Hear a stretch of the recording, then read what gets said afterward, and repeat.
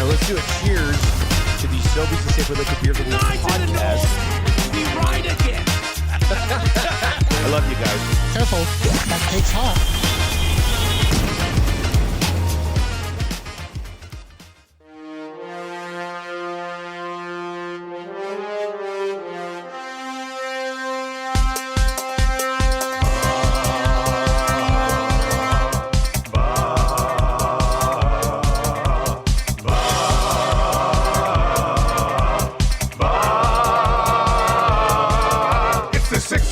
Check-in, come on, let's go.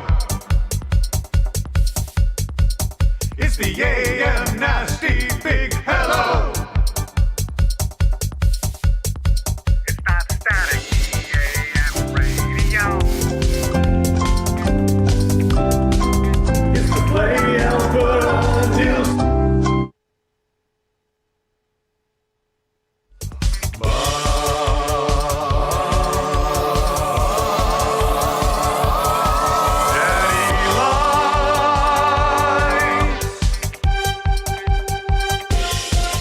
Everybody tuning in, even my wife. Mommy likes too. And those Macromala intros are cutting like a knife. Hey, it's Mitch texting in, he's your dealer for life. Let's crack at 6 o'clock and log you with some sirloin bites.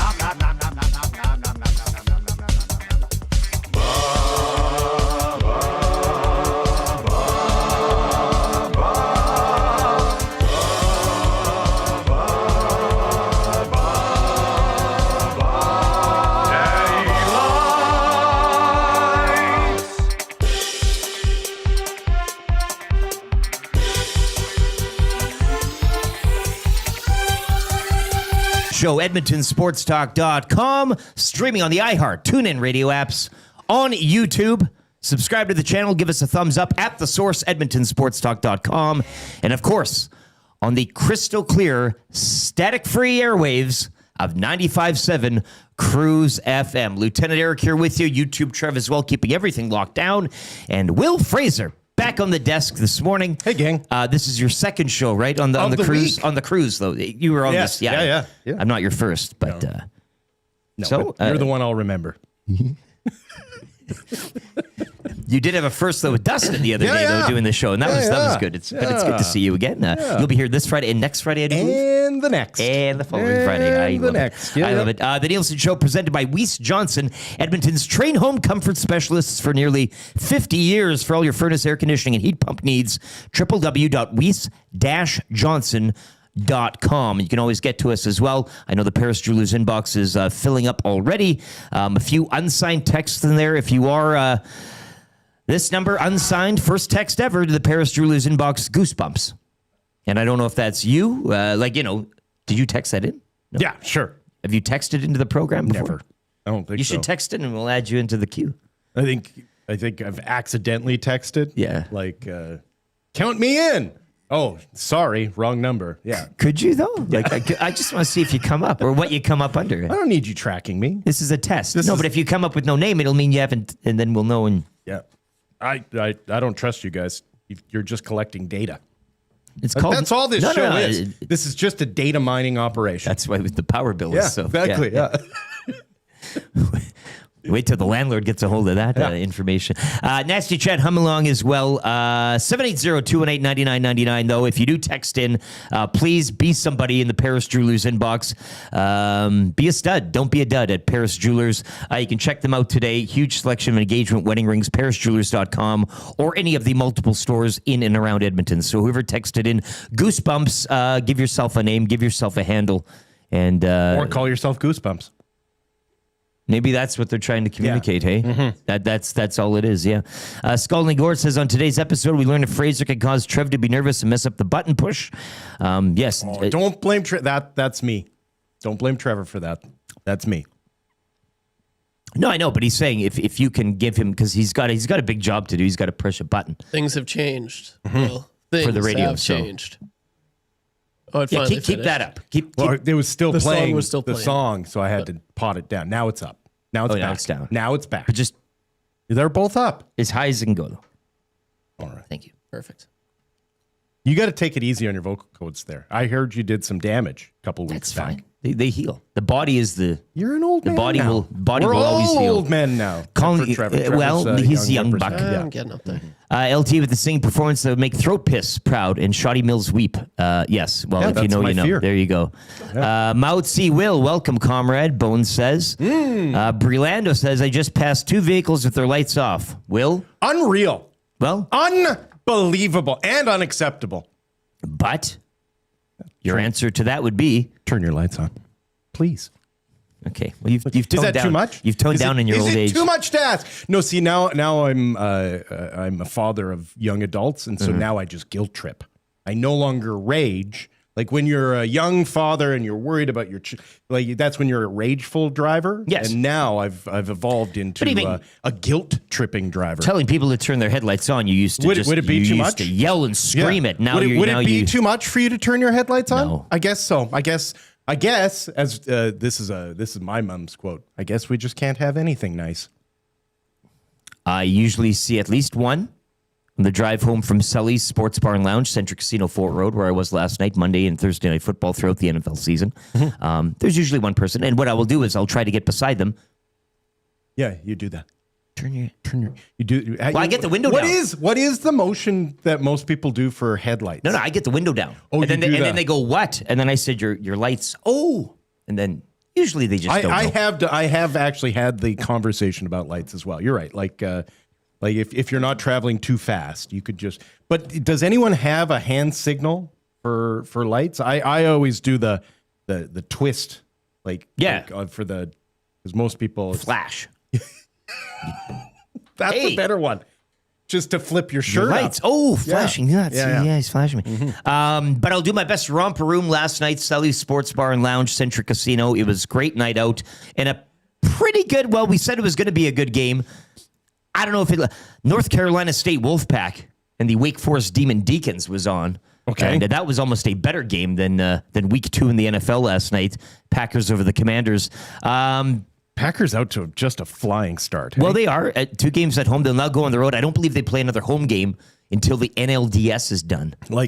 Yeah. And so Just that's taking care of business. That's a while. But yeah, you have to do what you got to do in front of you. But 27-18 and your two final. good teams that they beat. Too. Like those Well, that's are not. just it.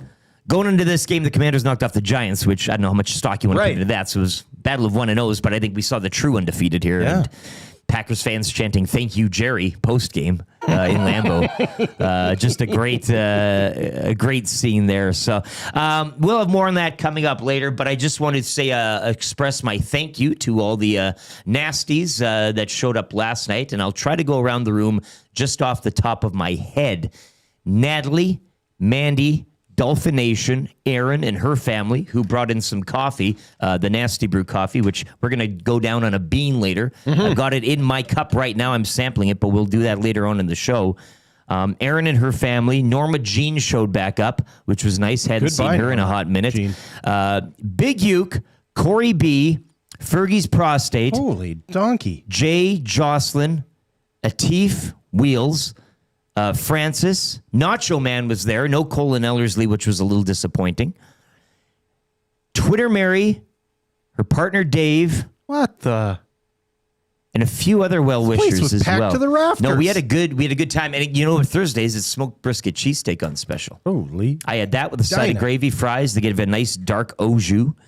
Atif even had a slice of pie to finish it off. And then when the sugar hit, he got a little giggle. Oh, which yeah. is- Then then he gets a little. then he's out of hand. But it's a carnival atmosphere. I was Speaking gonna of say. flashing headlights. Yeah. Oh yeah. Keep the shirt down, Atif. Congratulations as well to Dave, who was the winner of the Jaden Daniels jersey via the scoreboard. And we had another lucky qualifier. Every Monday and Thursday, we'll draw a name. You get entered into a draw. We'll make the draw Sunday, October 19th at Selly's. You're going to LA, trip for 2, Rams and Saints in November. So it doesn't get any better than that. It's free to get in. And it's a fun time. So we'll see you Thursday as well. When that continues, Monday. Last night was Thursday, but Monday, doubleheader. Monday, we'll be there for the 5 o'clocker, as it is the Buccaneers and Texans, followed by the Chargers and Raiders. I'm looking forward to next Thursday, which is the Dolphins and the Buffalo Bills, baby. But yes, join us. Sellies every Monday, Thursday night for the football. Staff out there is great. It's just a great time. Even Carson showed up. He's this dude that just brings James Patterson novels and he reads. Very innocent time. It's good stuff. Hour one of the Nielson Show as well is brought to you by Ewell, your power play specialists. Ewell has the gear you need for your next electrical project. With 3 Edmonton area locations, you can order online anytime at ewell.ca. Ewell, your Edmonton-based partner in power and source for all things electrical. So, yeah, I mean, NFL kicking off last night. We got the CFL back tonight with a doubleheader. We'll have a doubleheader followed tomorrow as well. Winnipeg visiting Hamilton, 5 o'clock. You got Ottawa out in BC tonight at 8. That's the game Dustin Nielsen will have the call on TSN. Edmonton visiting Toronto tomorrow at 1, and then Dusty will be in Regina for the Riders and Alouettes at 5 o'clock as well. That is your CFL slate. It will be a football-heavy show. We know the Oilers rookies are taking to the ice tonight. You're going down there. You have your tickets secured. Yeah, exactly. Trev's going down with Atif. Yeah. Atif's taking you out for supper tonight. He told me at the casino last night. You guys are going on a bit of a pre-game Oh, are we? a drink and a bite. Oh, okay. And then a bite of drink. Yeah. Yeah. I refuse to pay for a beer there. It's ridiculous. Well, no, that's what you should get liquefied up beforehand. A celebrity absolutely like will you, be. when was the last time you paid for a drink? I don't know.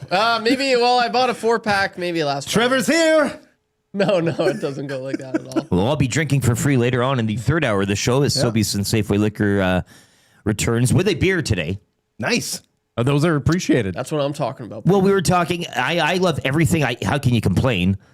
But now with the summer kind of going away, we're going away from the kind of the gin fizzies and all that. Like, you know, back, so they're bringing in beer. back to the beer. You know, Nice. back to the beer. So we'll have more on Back to that the coming up. brewskis. Where is it here?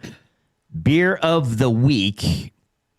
3 Bears will be trying a Pinery Pilsner. I do that out of believe is Banff? the. Yeah, it is. Nice. Yes, and we'll Yeah, be joined been by there. the gentleman in studio, so looking forward to that. But just to set up the show, we will be talking Oilers rookie game. Of course, I guess hockey season begins now. Does it? Is this? Are we in now? Yeah. Well, hockey season never ends. No, but the you're- insiders go away and everybody kind of goes Yeah. to the cottage. But I think rookie game is probably that is the one. Are we out of the block? Yeah, I don't. Yeah, like when is it no longer the last off season, and when has the next season begun? Yeah, like I think this is kind of what's the turnover point? You're right. Yeah. So this might be again. If you're heading down there tonight, let us know. Maybe it's not an important thing for you. And I guess for this particular franchise at this particular stage of their evolution, there's a few rookies that you might want to. But I mean, let's They're be going to get honest here. smoked tonight. Yeah. I It's mean, gonna be like Calgary's got 7-2 the. probably 7-3. Yeah. I mean, you want to see your boy, Yeah. right? You're going there. that's all I'm going. Do you have your jersey No, already? I think I'm going to get the new jerscy that's been released, I The guess. third with Howard on the back. Yes. Yeah. I think Listen, that look good. I I'm listening. Big Ike Howard fan. I actually like Oilers' chances every time because there's not an organization out there that steps on every rake than the Calgary Flames. Like, you're right. They should have Yeah, they should. a stronger Yeah. team, but Well, rookies. Yeah. But, You but should have they a are bigger. they are sideshow Bob versus Bart in this relationship. Like, Well, they almost made the playoffs last year, which was really great. Exactly. Yeah, that's Until what you they want. hit the next rake, it slapped them in the face. No, Yeah. but you want to be high enough so you don't get a good draft Yeah, pick. exactly. This is what But I you mean. also Like, don't want to just- get too close to the sun because, Yeah. But boy, that was fun to watch. Yeah. You know? Good on Dustin Wolf for getting them almost there, but not quite. Yeah.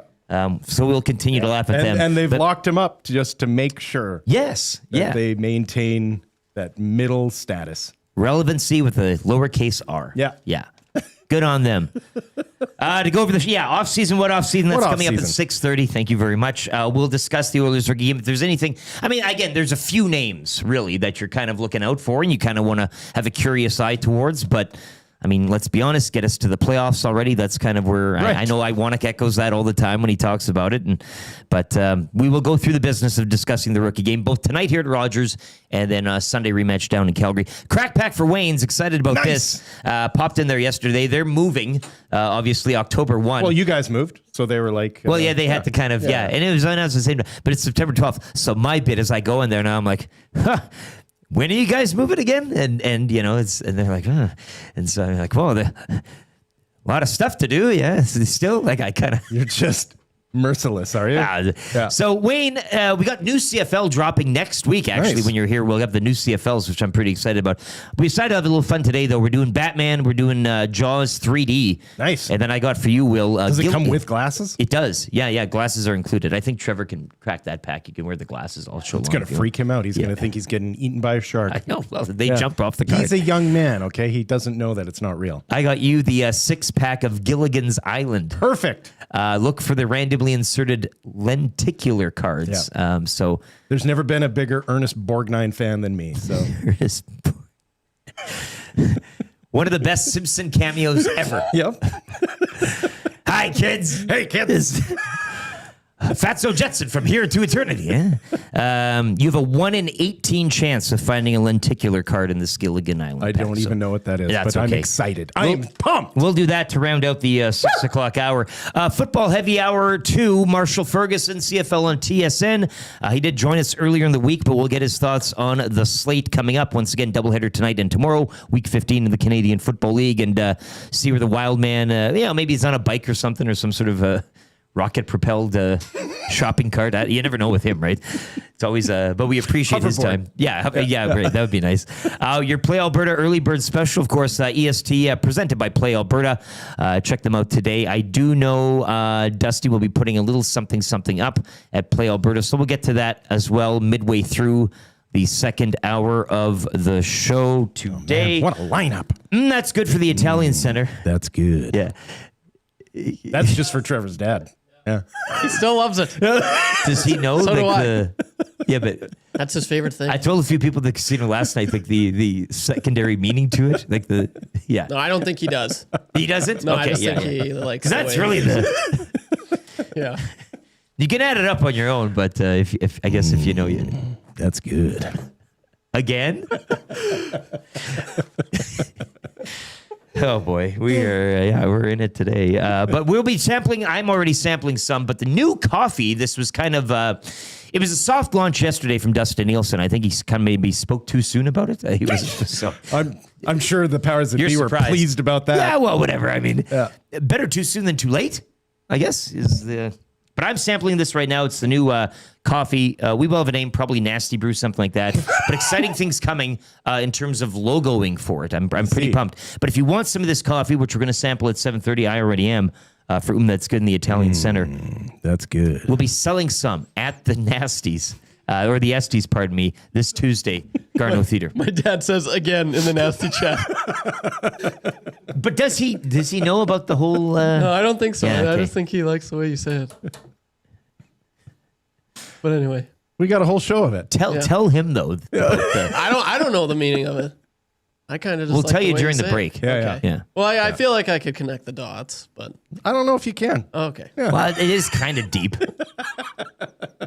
Issue. In a way. Yeah. I've said too much. We'll be sampling coffee 7:30, and again, you can pick your own coffee up here at the Esties. If you haven't got into the Esties yet, I know you're still getting your suit pressed. I've been waitlisted, actually. Yeah. Yeah. Esties at EdmontonSportsTalk.com is the email. Get in touch right now. $10 a ticket. A John A at the door is okay. I do believe we won't have a float, but if you show up with a crisp purple bill, you should. But we don't encourage it. That's good. Anyway, Tuesday, Garno Theater, Estes, be there or miss out, and then you won't really understand anything we talk about for the next couple of weeks. Mike Garafolo of the NFL Network, he'll be joining us. He's our GS Construction headliner as well.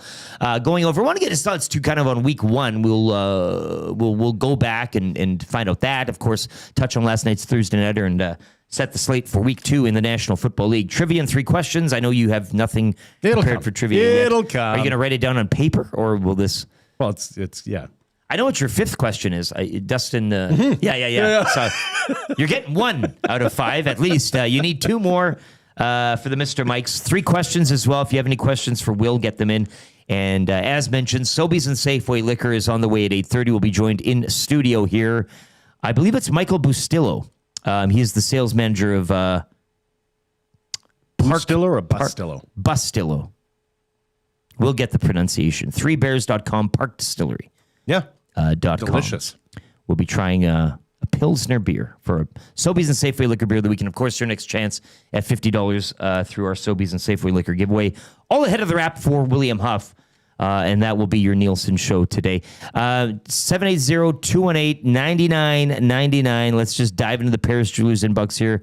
Once again, you're playing for $20 to Royal Pizza today. Still making it great, Will, with the best and freshest ingredients you'll find. Top-notch service for over 55 years. You can order online today, www.royalpizza.ca, or visit one of the 14 locations in the Edmonton area. I know you've been to all 14. Yeah, one out in Spruce Grove. Yeah, Absolutely. do you remember the one by Boys House there in Inglewood? Absolutely. Yeah, that was my favorite. I bring that one back. Bring the Boys House back. It's still standing. Yeah. Well, all you guys are still married. I can't believe that. Yeah. Right? Spruce Grove Corey says, guys, I wanted to touch on the jersey leak.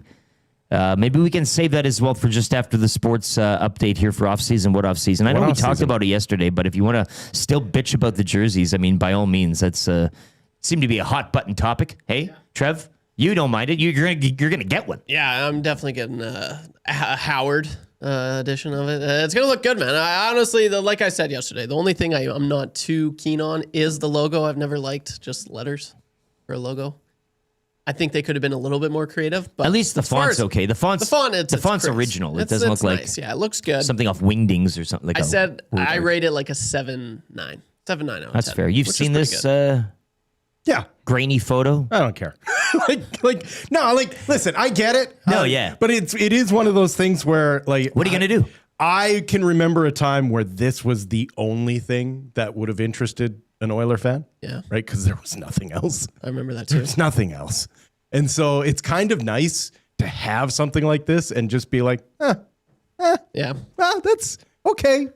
That is so true. Growing up, this would have been the bee's knees. Right. We would have Yeah. been And I talking think about we've this. also gotten used to the fact that jerseys come and go. Yeah. Right? Like that there's supposed to be a certain amount of churn. Right. It's all about the money. It's all about the money. So go support your team. They need it financially, Right. and pick up one of those. Pick up one of those jerseys today. Good morning, all you AM nasties. I'm wondering if I can get a Friday morning conch for the first time in over 2 years. After my coma, I have risen. The mullet, fingernails, the sauce, and bug shoots. So there you go. A conch for all of you. The mullet, fingernails, the sauce, and bug shoots there.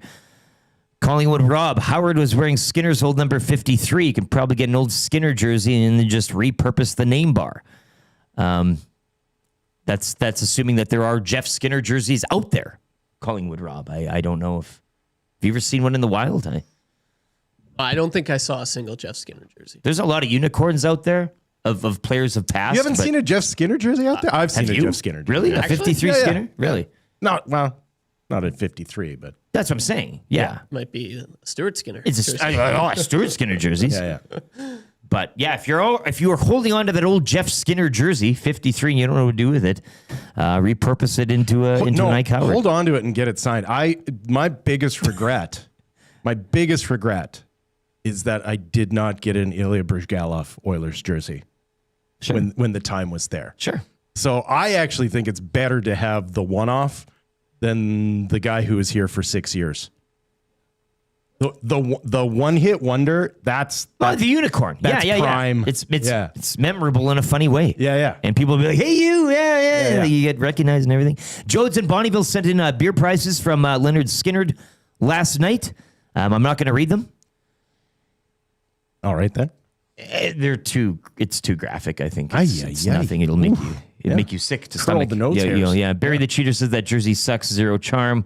Johnny Albertus is waiting for Oilers jersey in a papyrus font. Joe 66 says when Fanatics That's an joins forces SNL with Timu, throwback. I like that. Yeah.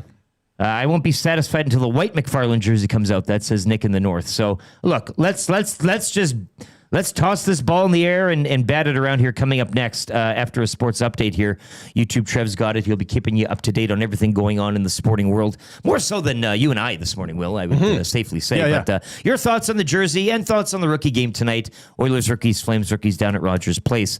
It is the Nielsen Show presented by Weiss Johnson here on EST, presented by Play Alberta. Wil Fraser and for Dustin Nielsen, Lieutenant Eric. Here's YTT with the sports update.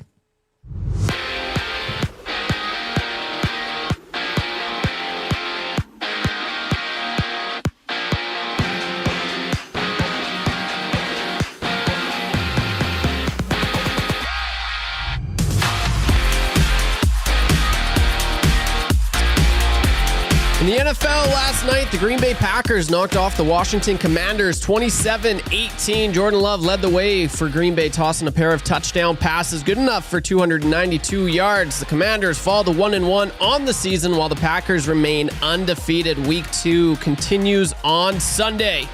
In the Canadian Football League tonight, it's a doubleheader on the schedule. First, the 6-6 Winnipeg Blue Bombers square off with the 7-5 Hamilton Tiger Cats. Strevler starts for the Blue Bombers as Colaros has been ruled out. Kickoff for this one is at 5 o'clock, and later on, the Ottawa Red Blacks travel out west to face the BC Lions. This one is set for 8 o'clock with Dustin Nielson on the call. And as for the Elks, they hit the field tomorrow in Toronto for a matinee game against the Argos. Kickoff at 1.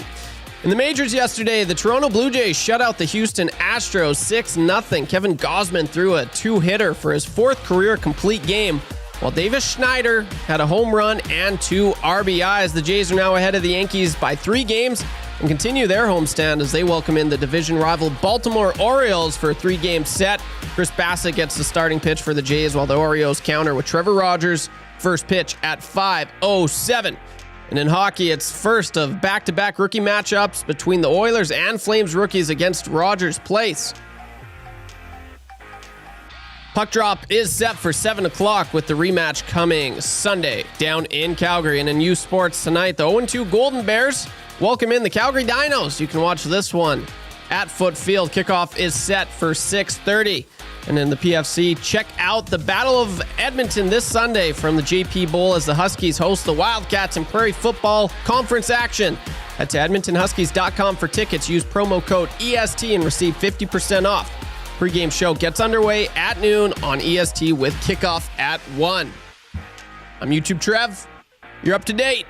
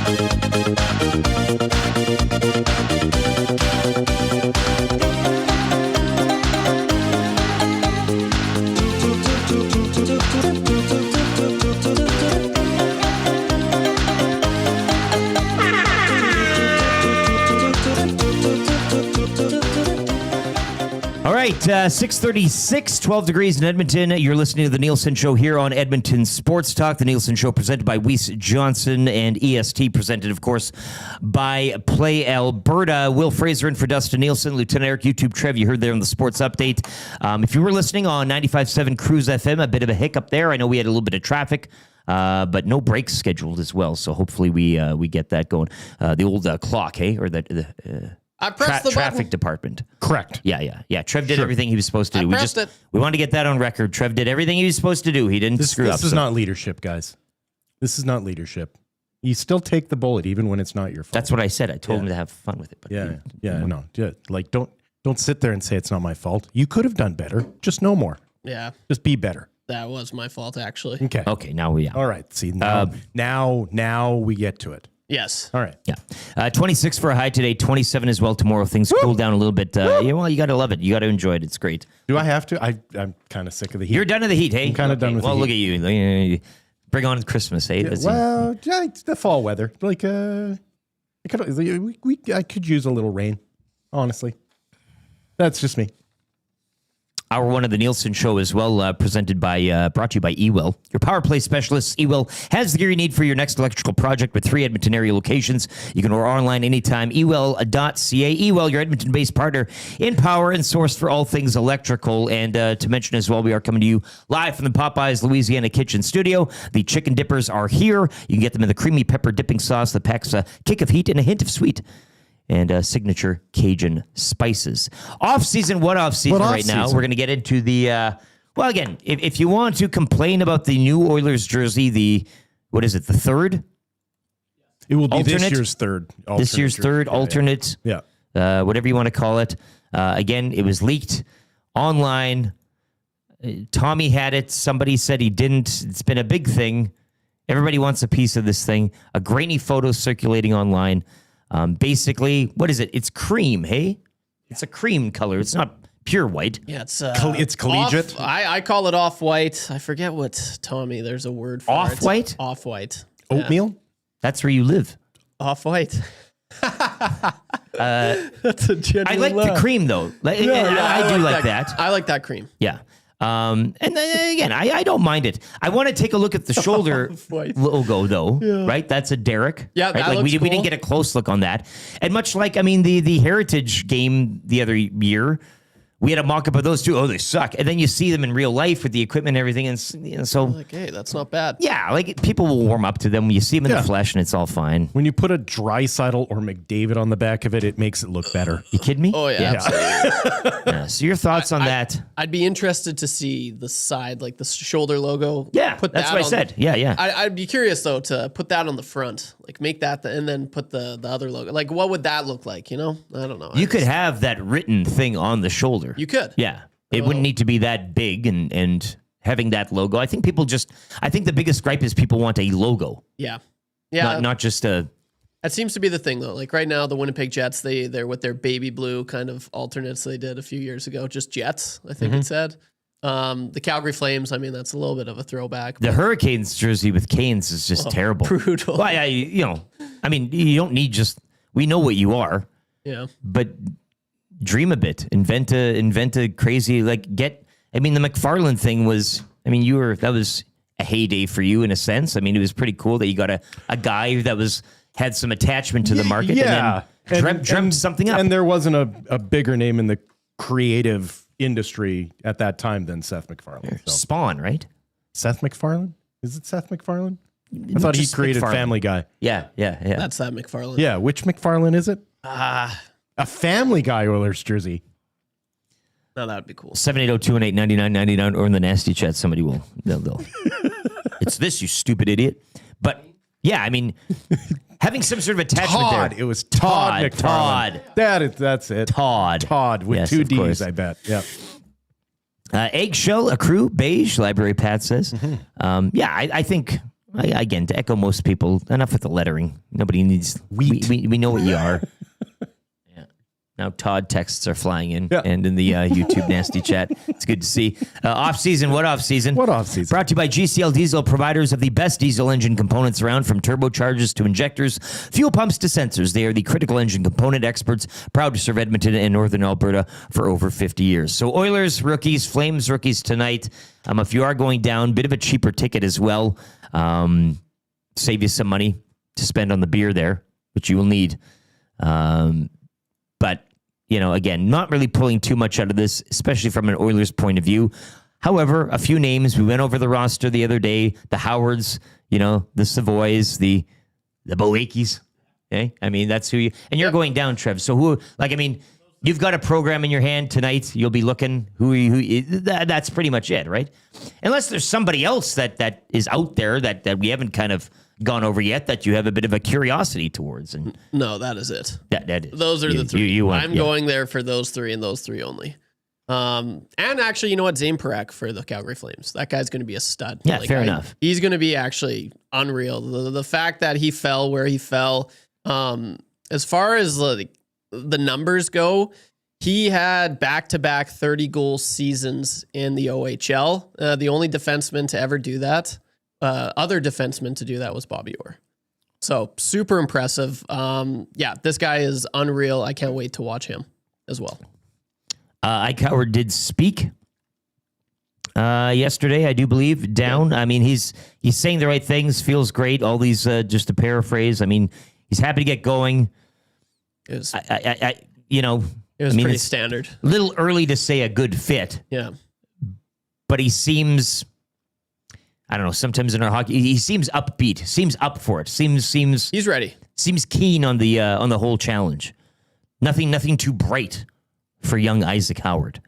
Yeah, no, I mean, you talk about the confidence that he's had. I mean, when he was drafted, he said, "I'm the best one here. I'm the best looking one here."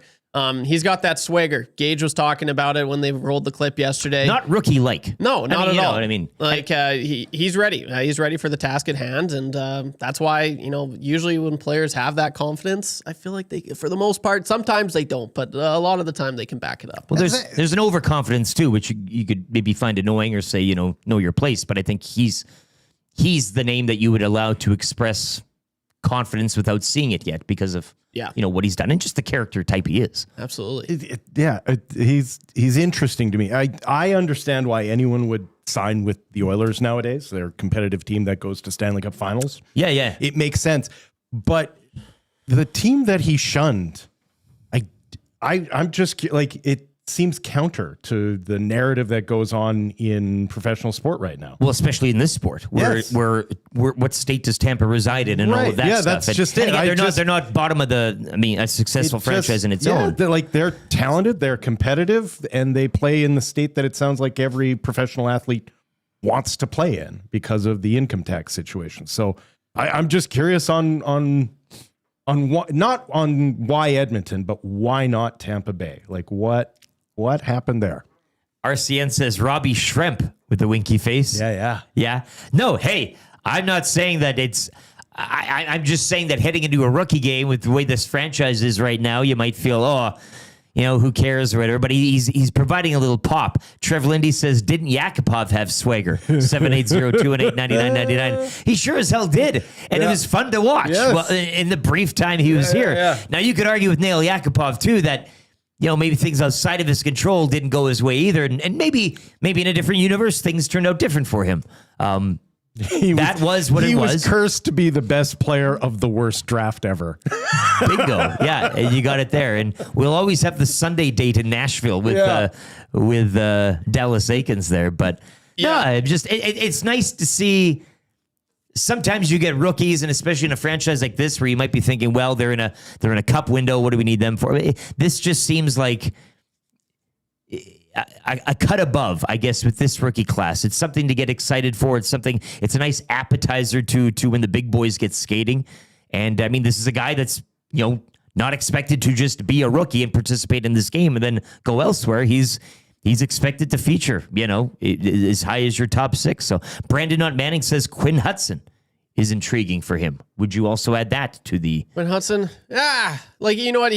Comparing the numbers, if you look at the numbers, what he was able to do in NCAA this year, they are pretty similar to what Ike Howard did, which is impressive, but I don't know, just watching the player, I don't think he doesn't have that finesse, that wow factor that I saw from NHL Ike. speed. Yeah, a little bit of that for sure. But yeah, I also just want to clarify, Zane Parekh will not be in attendance for the Calgary Flames. He will not be skating for them.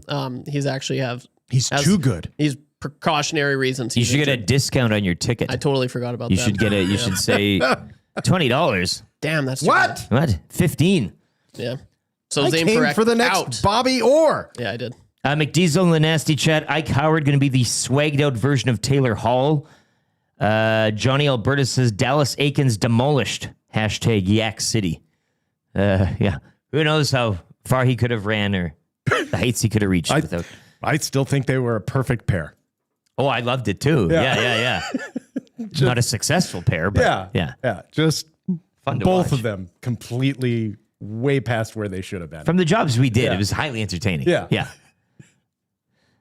Troll says, I'm curious to see how Sam Janssen will do. That was Dusty's boy. Hey, he's riding with him, right? Yeah, That's he's pretty big on him as well. Yeah. Honestly, not too familiar with his work. Well, yeah, Dustin cheers for any player who has a J in their name that you pronounce with a Y sound. He wants another likes Koskinen. He wants another type of goalie to ride here and kind of get on the train for and support. So yeah, Yes, a Puljärvi. Anything Yeah. with a J that sounds like Here's a the Y. thing. Yeah, That's a dusty thing. Yeah. whatever this song is makes me feel like I have incontinence, but I have my Depends on and I'm enjoying it. That was Rofo. We'll be hearing a lot of Rofo. I think I'll be choosing Rofo for the playback music today. It is Dance Party Friday, as we used to observe here. And probably a little Phil Utea. Too low, too low. I'll mix that in as well. I know somebody requested it. We'll have that peppered in throughout the show this morning. Yes. A little bit of Rofo, a little bit of Philly Lutea as well. It's a great mix. And you won't get it anywhere here but Edmonton Sports Talk. true. Yeah. Static free since 23. I don't think we're going to be copyright claimed on that either. So No, and that's why I curated those songs there will to be no guarantee copyright that strike. there's no, Take that, Boys of Summer. Don Henley, he got to us, when JMO was. They always do, man. We got caught. We got caught. Time for the crack pack for Wayne's. That was off season. What off season for GCL? Wayne Sports Cards, though, as mentioned, they're moving. October 1, just on the north side of the Italian Center here on the west end of town. So same building. They're going to have a loading dock, kind of where that old liquor store was. Bigger building, better building. I know Nikki's excited they're down at Wayne's. They're going to have a loading dock and everything. And then you can buy a couple packs, go sit on the Italian Center patio and crack a few packs with an espresso or with a sidecar. a biscotti. That's the trick, because you can get a Bailey's sidecar or whatever you want with your coffee. Yeah. And put that. That's a good start to the day. Get your Funko Pop or whatever. Wayne Sports Cards, Funko Pops, sports cards, Lego, comic books, magic cards as well. They got it all. Mini sticks, too, if you're looking for some mini sticks. Basically, if you're looking for stuff, collectible stuff, and you're not sure, go check out Wayne's. If he don't have it, he'll point you in the direction. But pretty sure that he'll... That way. Yeah. But they'll be moving October 1. So check them out right now in their old location in that West End mini mall, but they'll be moving next to the Italian Center. So what do you got? You got Gilligan's Island. I got the gum here. It's all in one piece as well. Don't eat the gum. But this is Batman Tops. Don't eat the gum. Don't eat the gum. Trying to find a year here. It's Batman and Joker. Got the old. This is the Nicholson. 9 cards, 1 sticker, 1 stick of gum. Looks like I got the bat plane. No, I'm melting, the Joker says. A daring escape, Batman says. Friend or mad vigilante.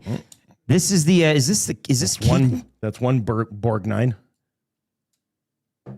Friend or mad? Who is? Which Batman is this? Oh, is that a Val Kilmer? Kilmer, that's the one. Yeah. You light up my life. Oh, Yeah, so two this is Borg all 9s. Joker and Kilmer Batman in here. Love the logo. Oh, look at this over the edge. Hey, the Joker's got blood. Yeah. So okay, so you were cracking Gilligan's Island. I was cracking Gilligan's Island. I've got 2 Borg 9s. Love it.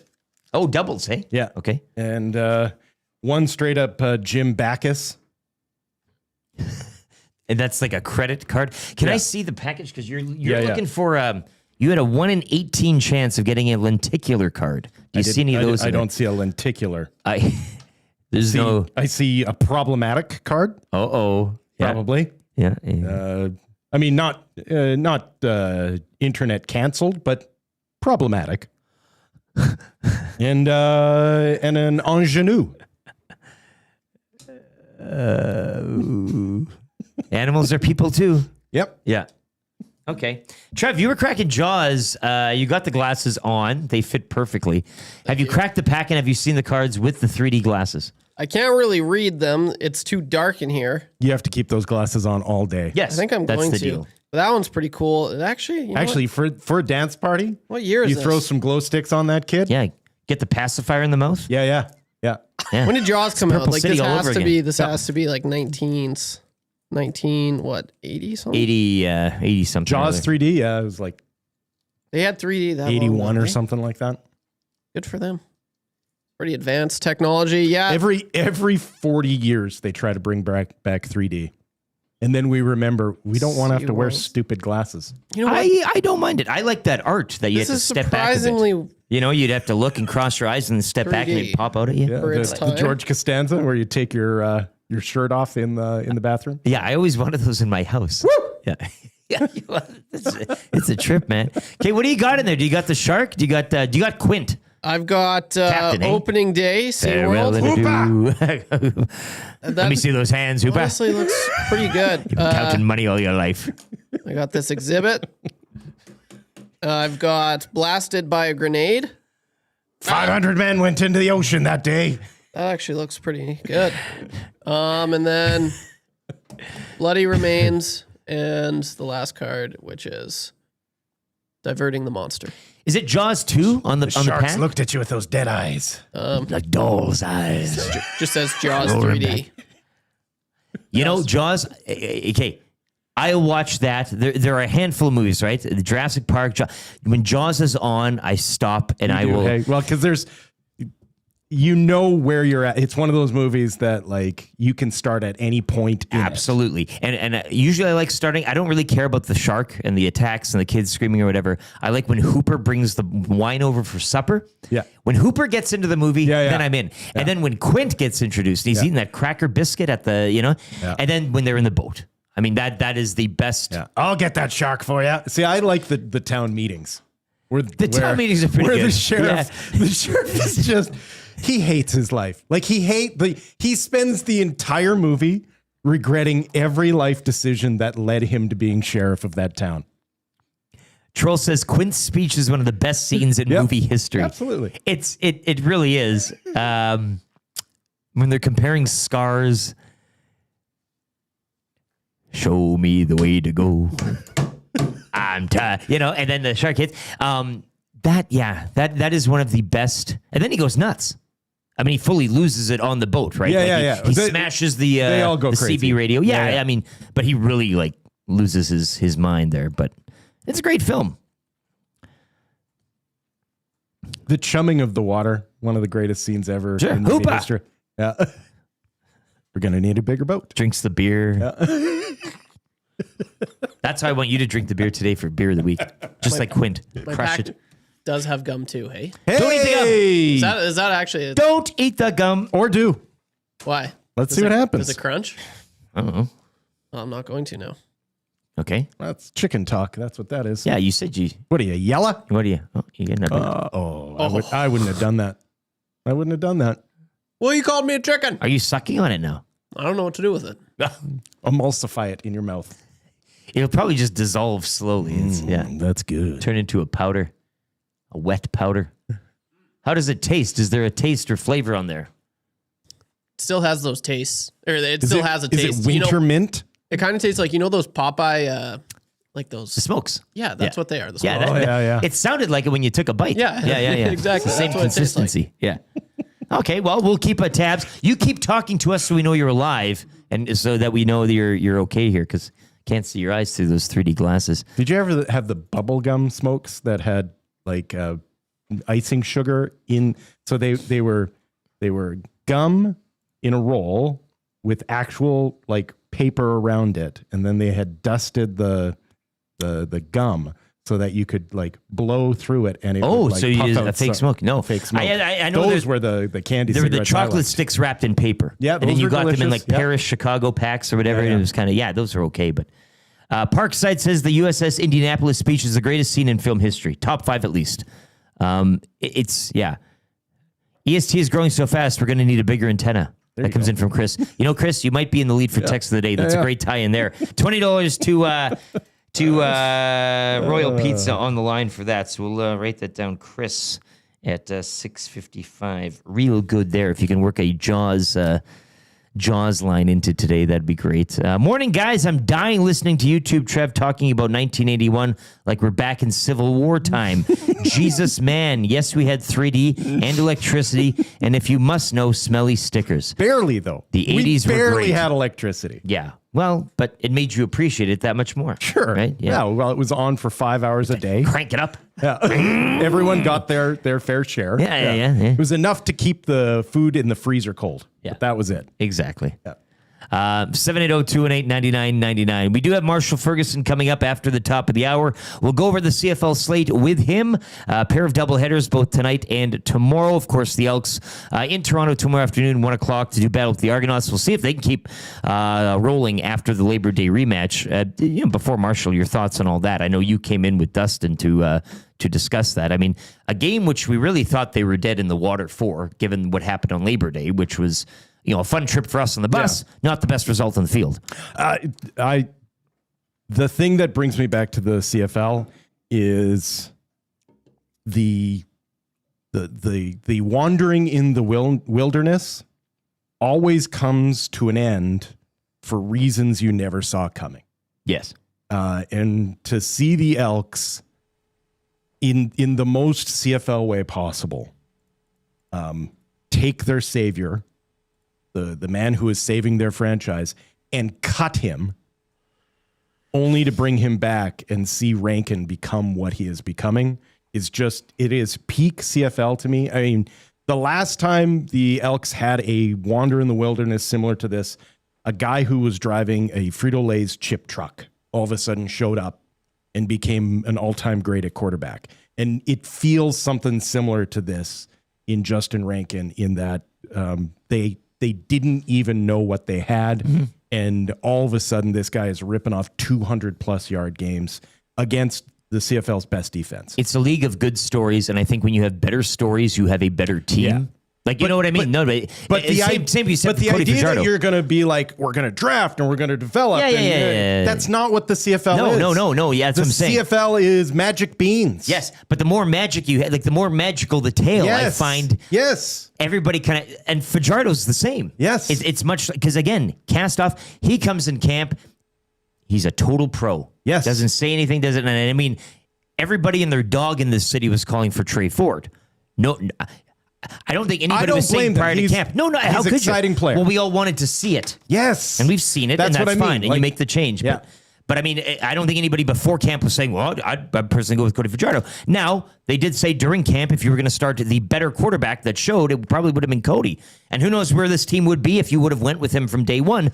But again, everybody wanted Trey. Yeah, but you got to walk in that wilderness, You right? do. You have to. You had to see what you had there because everybody wanted it for the past couple of seasons. So they did that. They're here. But I mean, sitting at 5-7, and we'll talk more with Marshall about this, but the crossover can go either way this year. And it is absolutely delicious when you're looking at, Winnipeg 6-6, BC, Edmonton 5-7, Lions holding the tiebreaker. Montreal continue to fade without Davis Alexander. They're second in the East at 5-7, and then a pair of 4-8s in Toronto and Ottawa. So this thing can really, depending on the week, really sway back and forth. And the Elks right now find themselves in the mix. Well, not just in the mix, but with 2 weeks coming up here, that for the first time in what feels like forever, you look at a schedule and you go, well, they should be taking on Saskatchewan in 2 weeks' time at home with a 500 record. Sure. Like that. And they played him really well in Regina. That is the expectation. Yeah. Anything can happen. Games can get out of hand, what have you. But for the first time in what feels like forever, you actually look at a schedule and go, oh, wow, that game at home against Saskatchewan might be the most entertaining game of the year. And a big game coming up at home to Winnipeg as well, which they need to win by a certain number of points to get that tiebreaker, which could factor in. So lots of math to get to, but it should be an exciting run into the CFL playoffs. We'll discuss the week next coming up with Marshall Ferguson, CFL on TSN. It is the Nielson Show presented by Weiss Johnson, Edmonton's trained home comfort specialist for nearly 50 years. All your furnace, air conditioning, and heat pump needs, visit www.weiss-johnson.com. And we'll have your Play Alberta. They have a title sponsor, VST, the early bird coming up in hour number 2 as well. Wil Fraser in for Dustin Nielsen, Lieutenant Eric, and YouTube Trev has a sports update. Max Headroom. Right now, Max Headroom. That's a pull too going back. This is for Expedia Cruises. Whether you're dreaming of crystal clear waters or exotic destinations, you can contact Chelsea LaBelle at Expedia Cruises, Northeast Edmonton, to start planning your next cruise or vacation destination. You can reach her at 780-970-4834.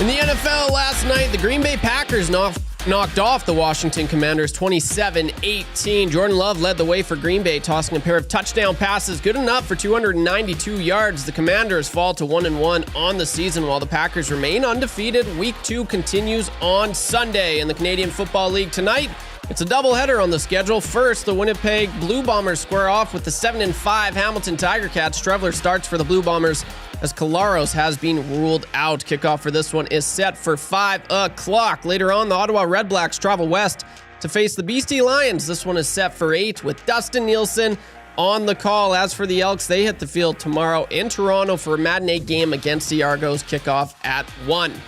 In the majors yesterday, the Toronto Blue Jays shut out the Astros 6-0. Kevin Gausman threw a 2-hitter for his 4th career complete game, while Davis Schneider had a home run and 2 RBIs. The Jays are now ahead of the Yankees by 3 games and continue their homestand as they welcome in the division rival Baltimore Orioles for a 3-game set. Chris Bassett gets the starting pitch for the Jays, while the Orioles counter with Trevor Rogers. First pitch at 5:07. And in hockey, it's the first of back-to-back rookie matchups between the Oilers and Flames rookies tonight at Rogers Place. Puck drop is set for 7, with the rematch coming Sunday down in Calgary. And in U Sports tonight, the 0-2 Golden Bears welcome in the Calgary Dinos. You can watch this one at Foot Field. Kickoff is set for 6:30. And in the PFC, check out the Battle of Edmonton this Sunday from the JP Bowl as the Huskies host the Wildcats in Prairie Football Conference action. Head to EdmontonHuskies.com for tickets. Use promo code EST and receive 50% off. Pre-game show gets underway at noon on EST with kickoff at 1. From YouTube Trev, you're up to date.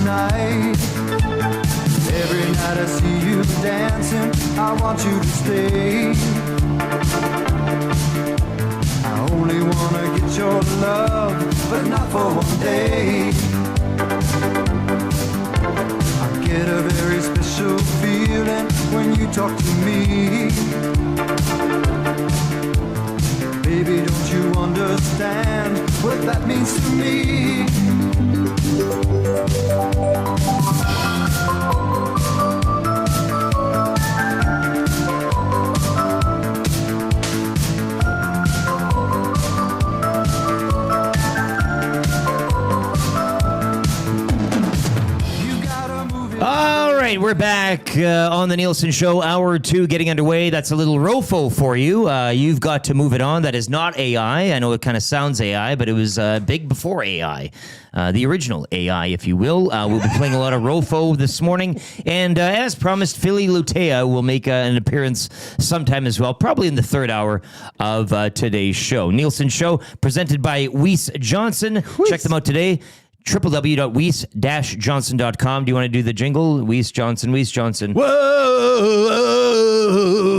Yes! Wil Fraser in for Dustin Nielsen today. He'll have the call tonight in Vancouver. BC Lions 5-7 hosting the 4-8 Ottawa Red Blacks. Of course, the week will get underway from the Hammer tonight. 7-5 Ticats and the 6-6 Zach Collaros-less Winnipeg Blue Bombers.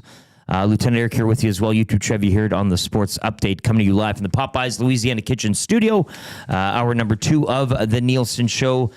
Football heavy, as we'll talk some CFL to start and cap it with some NFL later on in the hour with Mike Garafolo of the NFL Network. But without any further ado, and he always so gracious with his time, a guy that always has a story to tell, albeit most of them only fit for off-air. Marshall Ferguson, CFL and TSN, joins us this morning.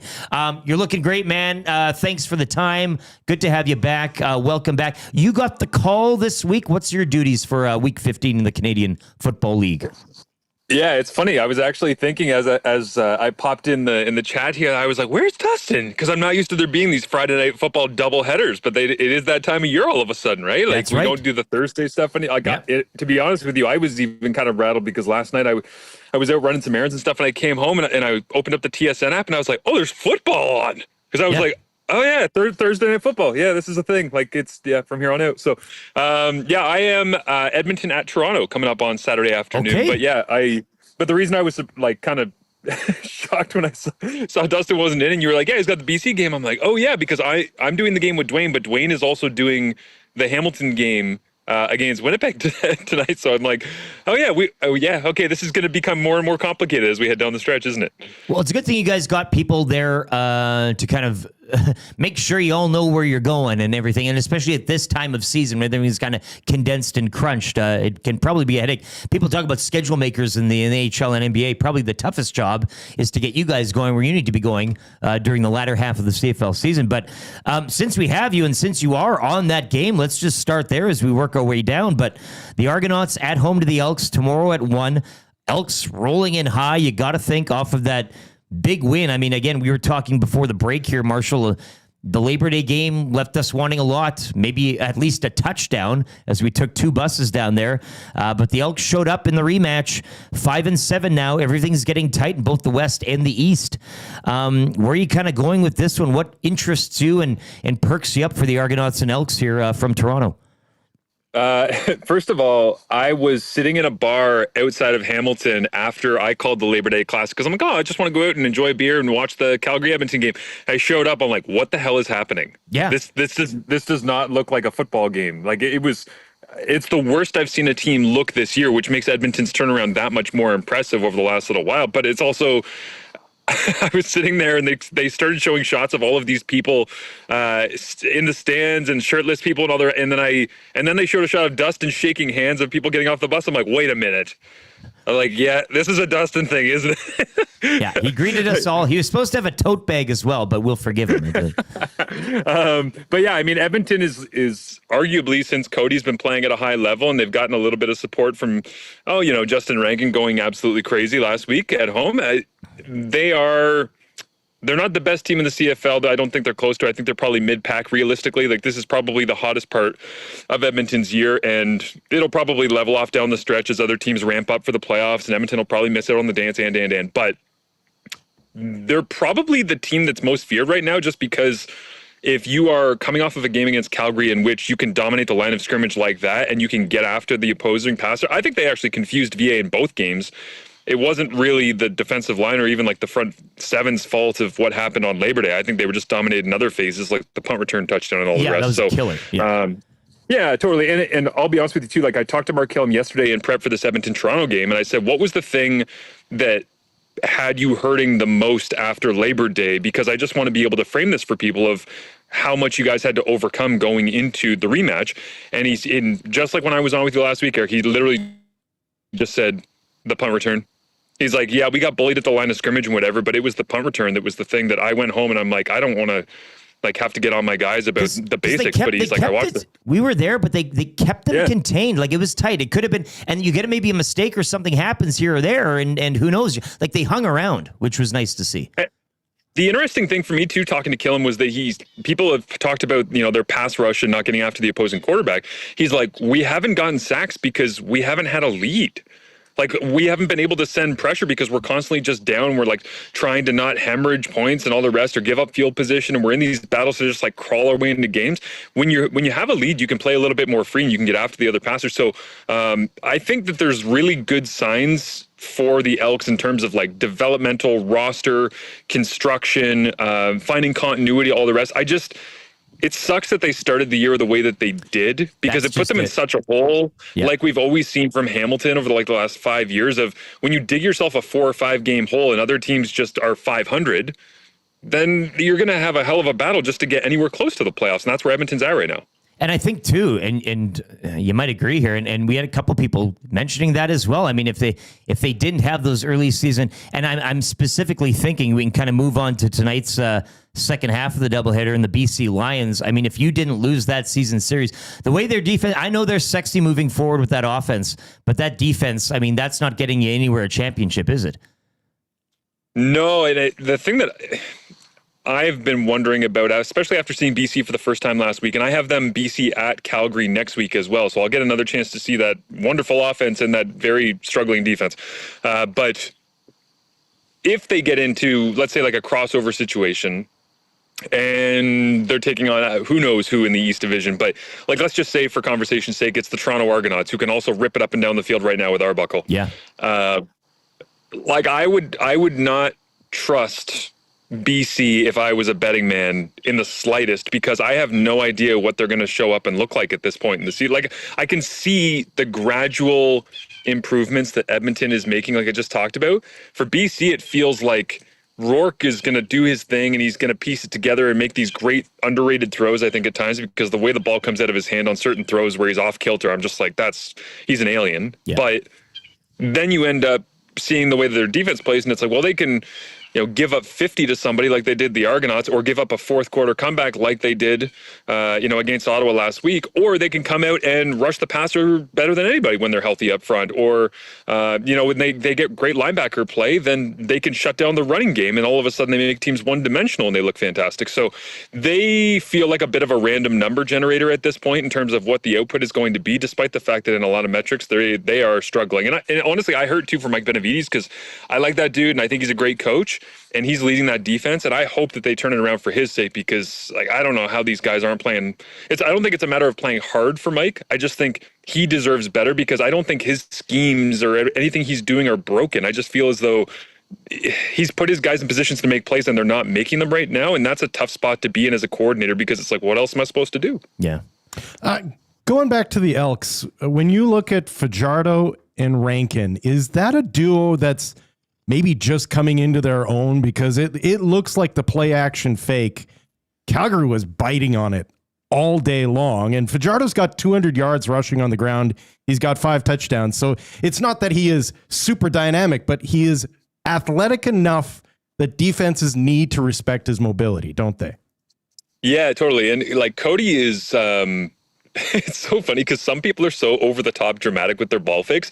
Cody's almost like lazy with them, and you want to hate him for it, because it's like, is he even trying to make anybody believe that he's actually going to hand this off? But because he's so chill, there's genuinely this half second, it feels like, when he's doing, whether it's zone read or RPO stuff, or just a little token ball fake where the running back might not even be there, where he just kind of like flashes the ball here or there. And that little half second, to your point, I feel like so many times it just makes linebackers like take a half a step and go, Yeah. And it's just because he shows it, and because he shows it so often, when they're not running the ball effectively, I don't think anybody gives a damn. But when Rankin's going for 200, then all of a sudden it's like, even if Cody's faking to air, they're like, oh, please don't hand it off. Yeah. Because they don't want to have to deal with that anymore, right? So the most impressive part for me of that Rankin-Fajardo thing coming together is that none of that works if the offensive line doesn't gel. And obviously they've had games this year where you've kind of been rolling your eyes if you're an Edmonton fan going, like, can we do anything right? Can we protect? Can we work a double team to get to the second level? Any of these basic things. And then they come out in a game like that last week, and obviously the running back gets all the love, just like when we have all the return touchdowns this year and the returner is the hero. It's like, well, there was 11 other guys who set up their blocks and made the moves. But that offensive line, kind of to what I was talking about with like the gradual improvement of so many different phases, I think that they have started to find their feet. They've started to figure it out, which, I mean, they should. They have a bunch of really good players. It was one of the strangest positional groups in the CFL to me this year. So yeah, I think Edmonton has a lot of things to look forward to with Fajardo and Rankin healthy and being productive. But it's a full team effort. Like we all obviously know that. And that offensive line is playing a central role right now in them being one of the hotter teams in the league. I think they're 4-1 since week 10. Believe, right? Like it's the only losses against Calgary. And I think because of how gross the blowout loss was on Labor Day, everyone's like, well, Edmonton's just a fraud. They're not really that good. It's like, no, I think Calgary just came in super pissed off in that game and they found a way to make the best of it.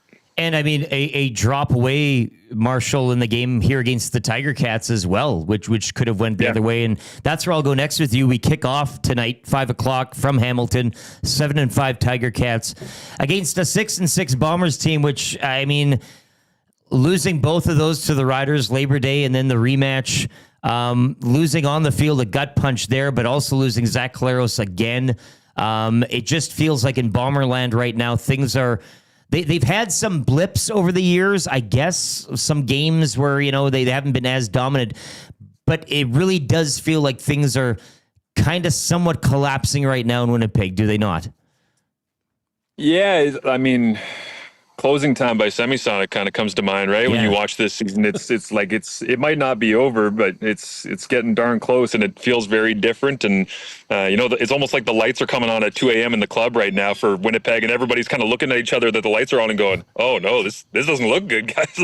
Like, I don't know if this is exactly where we want to be. So they're in a tough spot right now, and I think the thing that I have always been impressed by with Mike O'Shea Bombers teams is, like, they step up and answer the bell every time. And you might say, well, in Grey Cups, they didn't answer the bell. Sure. But I'm saying, like, big picture, full season length, I've always appreciated the fact that whether it's Zach going down or missing Dalton Schoen again, right? Like with the ACL again, or having Brady Oliveira come off a really bad week. And it's like, you fully expect that they will bounce back. I think this is the greatest test of resiliency and mental strength from probably the last, like, the Grey Cup run, I'd have to say, like, even pre-COVID kind of thing, like date back to 2019. This feels like a group that is a little bit at a loss for where do we go from here if Zach isn't in charge. And you can say, yes, I believe in Chris Drevler and all the rest. And it's just a different feeling team when Zach isn't in there, because Zach is an absolute assassin when it comes to second and long or the moment of need, late in games. Like I think back to the game against Edmonton earlier this year where I stayed up, I think it was Thursday night that Winnipeg was playing in Edmonton, and I stayed up to watch that game out here in the East because I was like, I don't know how Collaros is going to break Edmonton over his knee, but he's gonna, and I'm just going to stay up to find out how he does it. Turns out it was a rushing touchdown, right? It was like 18 yards, shimmies around in the pocket, steps up, pump fakes, and then runs for a touchdown, kind of similar to Bo Levi Mitchell and what he did in Montreal last week, where it's like the only touchdown of the game, and you don't expect to see these guys that are vets running around like that. But Zach has that intuitive sense of, when the time comes, I'll finish you.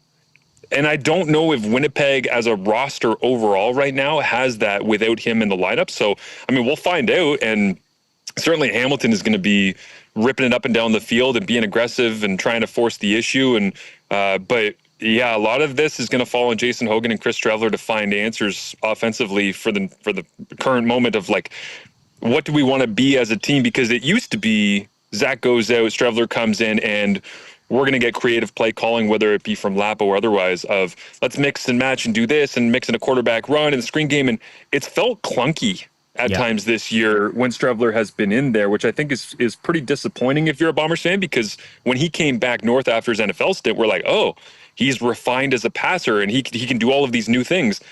I don't think there was as much development there as we thought. I think he might have just fit the NFL game in the preseason better than we expected. Nick in the North in our YouTube nasty chat says this is a trap game for both Toronto and Edmonton, and that very well could be the case. But I'd like to go to the final game though of the Week 15 slate.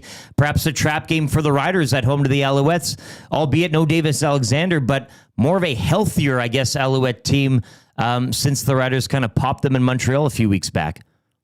Can I just say this as well about Davis Alexander? We did the double last week. So Friday night we're in Ottawa, and then Dwayne and I drive after the game in Ottawa to Montreal. We get in at 2 a.m. We take a 3-hour nap. We go to the stadium for 1 p.m. kickoff on Saturday. And I'm sitting there and I'm working on my game notes. I look down and I go to Dwayne. I'm like, is that Davis Alexander down there in like a white muscle shirt? I was like, he doesn't have any team like official gear on, but he's just ripping around. And so I started watching him. Guys, I'm not here to like blow smoke or make anybody seem more impressive than they are, because the whole Davis Alexander thing, it's like, yeah, he's undefeated and he scores the game winner against Toronto on a torn hammy, whatever it was earlier this year. Yeah. And that dude in warmups last week, like incognito in sweatpants and a muscle shirt, was throwing the ball 60, 65 yards on a rope to receivers, and honestly just putting on an air show like an hour before kickoff. And it felt like the entire stadium stopped what they were doing and was like, really? Okay. Yeah. So yeah, I mean, it might be a trap game for Saskatchewan because obviously they are the better of the two teams at this point in the season, but Montreal has that weird like it factor feeling moving forward where if Davis comes back and they get hot at the right time, could they pull off a little 3-game heater like Toronto did last year to go and win the Grey Cup? So, I like the way that Montreal's defense has played essentially in the entire Noel Thorpe era, but part of me wonders the way that Hamilton, classic, we all know the Tiger Cats love to pound the rock, right? No. But they did last week, and they blew Montreal and all of their stand-up defensive ends and their multiple personnel packages. They just blew them off the ball time and time again. If there's a team in the CFL that is ready and equipped naturally with their roster construction and their mentality to blow you off the ball every single time, it's Saskatchewan.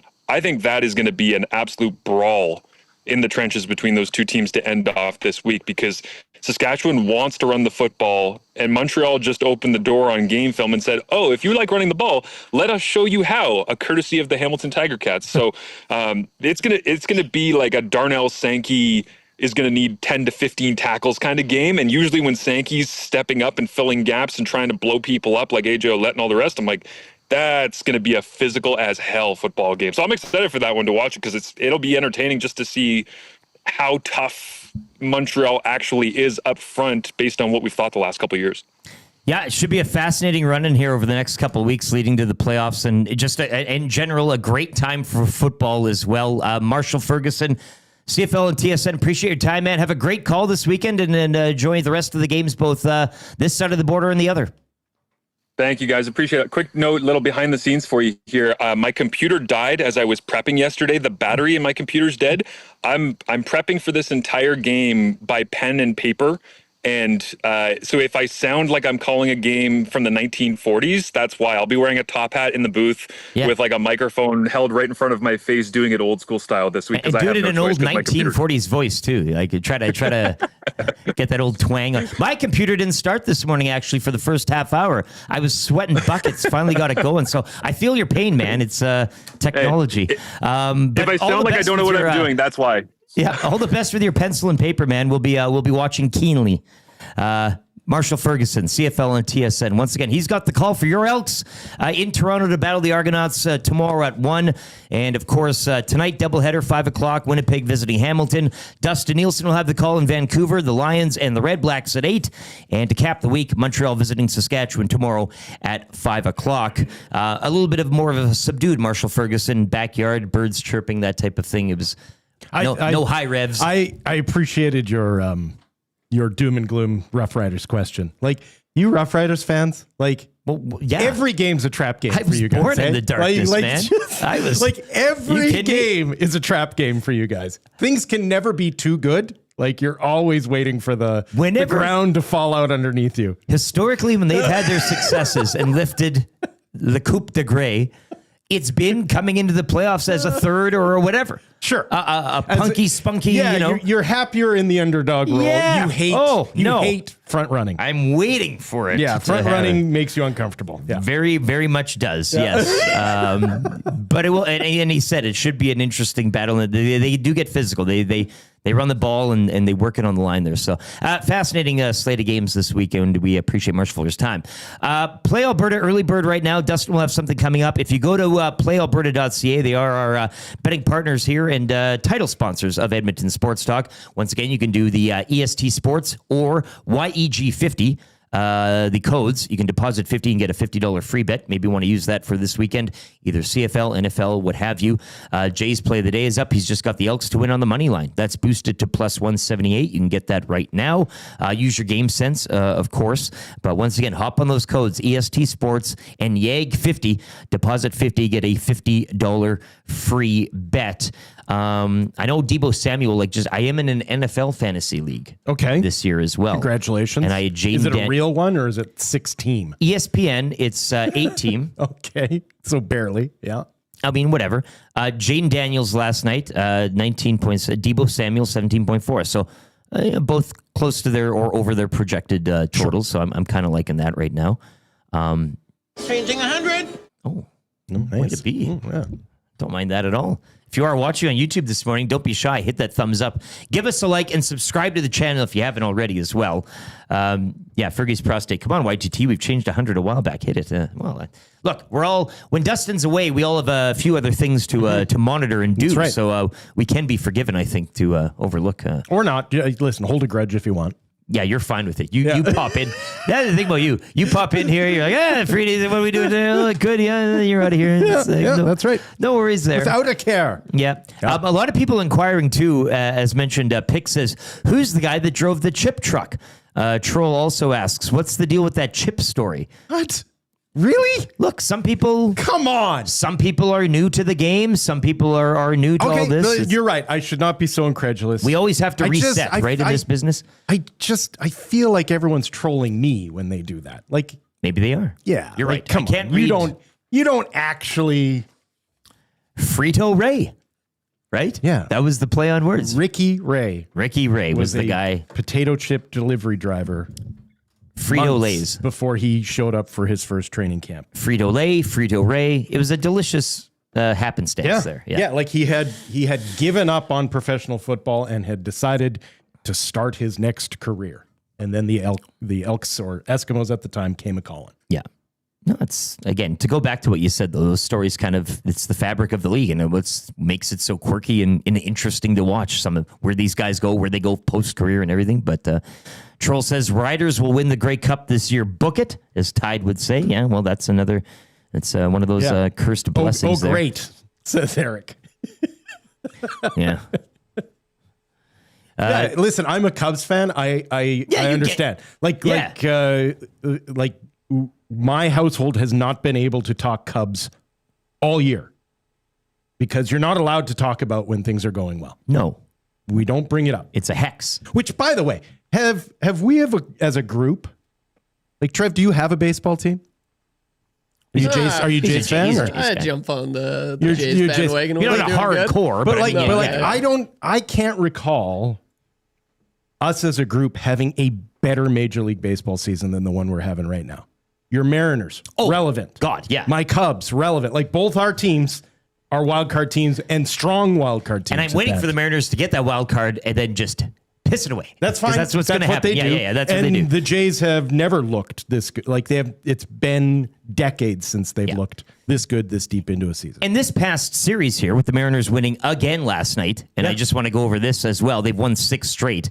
Coupled with the Jays playing the Astros, and the Jays taking 2 of 3, which sees now the Mariners in a tie for first with the Astros in the AL West. So thank you very much, Blue Jays. It was a nation. Astros, the most smoke and mirrors record going in Major League Baseball. Norman, a combine, where are you? Come out, you coward. Like I think they're on run differential. I think they're a plus 13 team.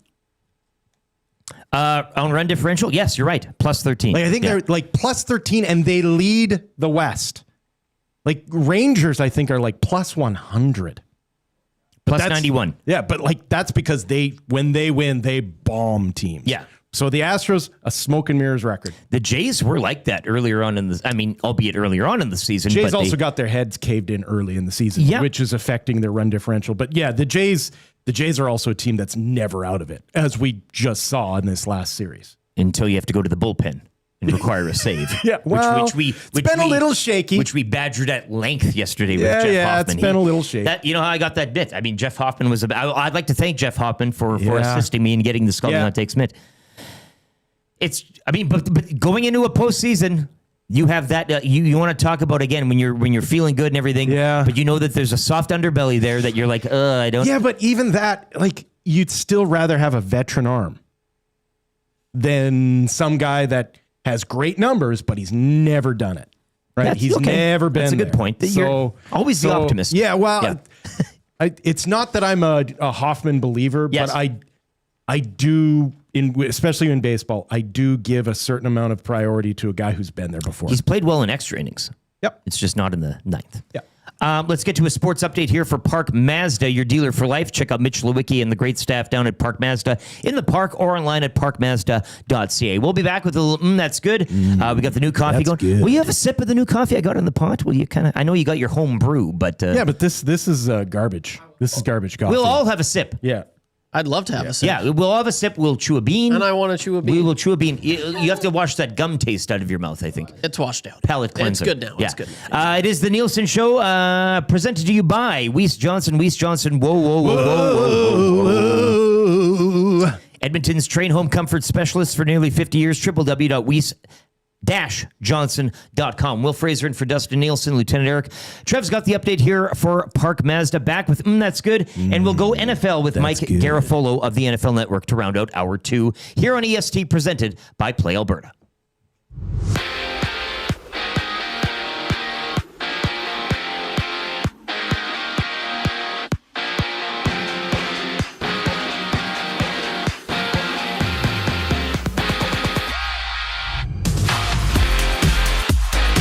In the NFL last night, the Green Bay Packers knocked off the Washington Commanders 27-18. Jordan Love led the way for Green Bay, tossing a pair of touchdown passes, good enough for 292 yards. The Commanders fall to 1-1 on the season, while the Packers remain undefeated. Week 2 continues on Sunday.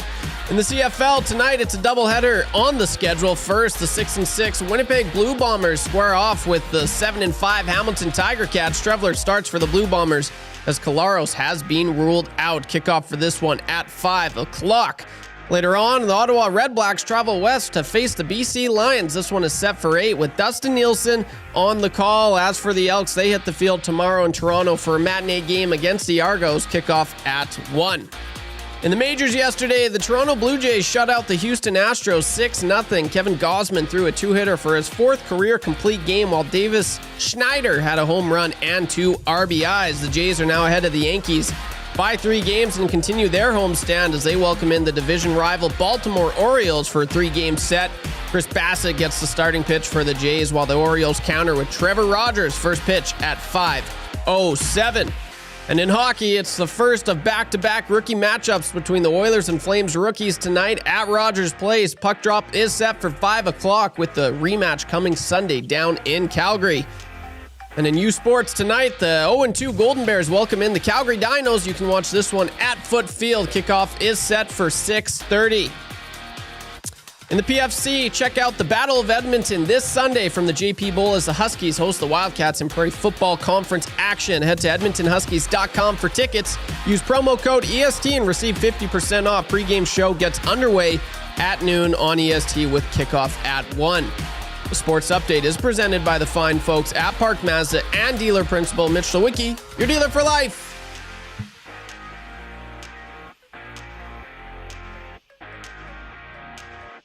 Hi there. If you're like me, you like to picture yourself in luxury, even though there's absolutely no way you could afford it. And if you can, well, even better. Thankfully, I picture myself in something that is luxury, but still absolutely affordable, like the all-new Mazda CX-90 from Park Mazda. With the new luxury features like facial recognition settings and quilted detail Napa leather seating, I can pretend to be comfortable with all of my proper settings activated without even touching a button, thanks to Mitch Lewicki and the great staff at Park Mazda. I like to picture Mitch Lewicki with like a giant eagle's wings and singing lead vocals for Lynyrd Skynyrd with like an angel band.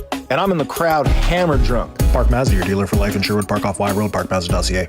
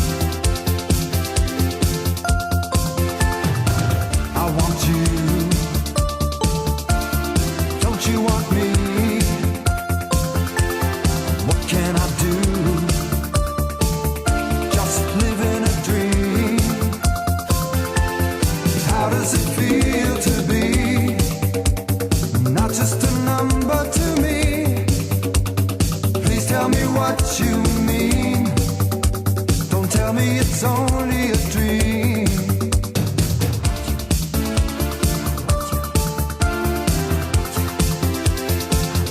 7:37. The Nielson Show continues. Hour 2 here on Edmonton Sports Talk, presented by Play Alberta. Nielson Show as well presented by Weiss Johnson.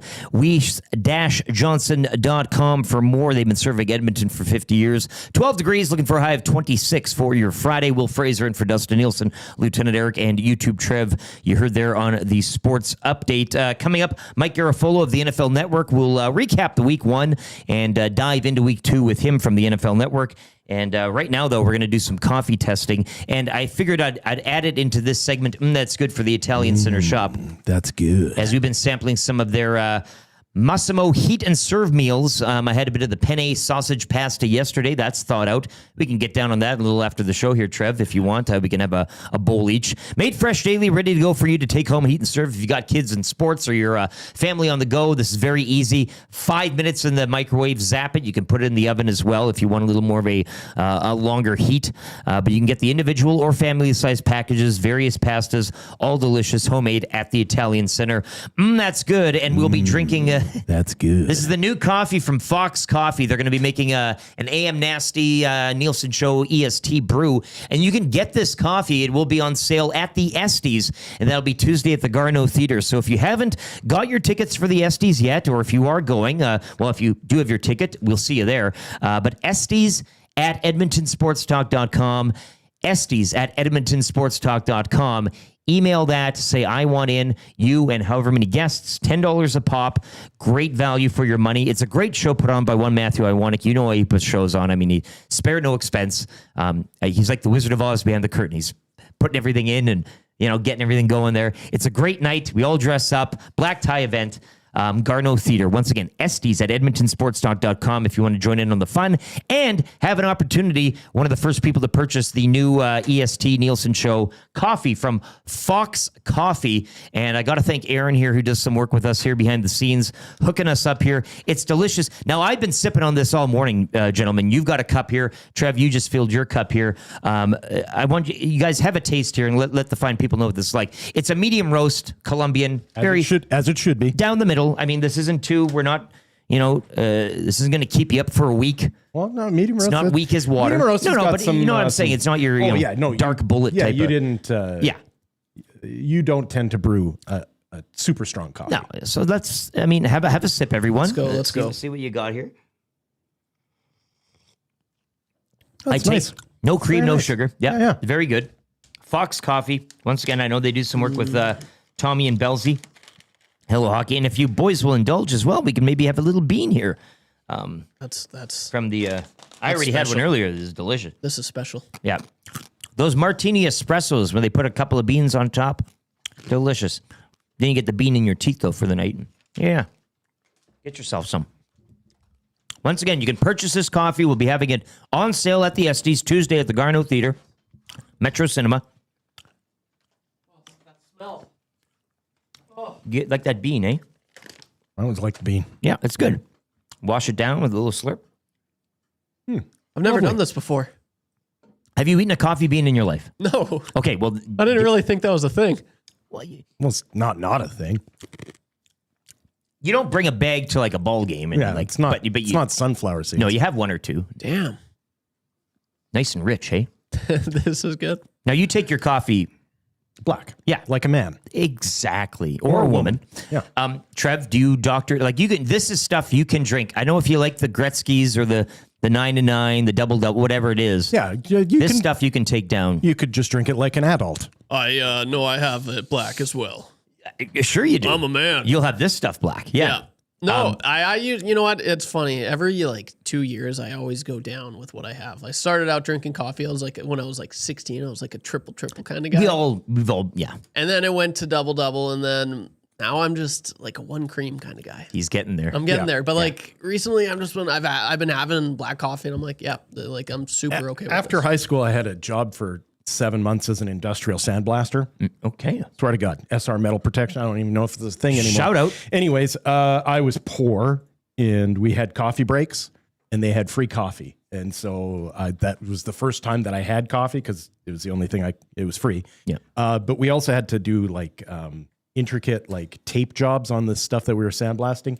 And after a week of handling an X-Acto blade and drinking all the coffee I could, I had nothing but Band-Aids all over my hands because I had the shakes and I didn't know why I had the shakes. I just thought I was really excited to be masking you were pumped stuff. up. Yeah. So then I was just like, okay, no more coffee. And then I didn't drink coffee until I started doing mornings with you and Dustin. Yeah, you got to get on. And then I just had coffee and Bailey's every morning for about 4 years. Yeah, truth be told, you'd sneak in a little shot of Bailey's there on the.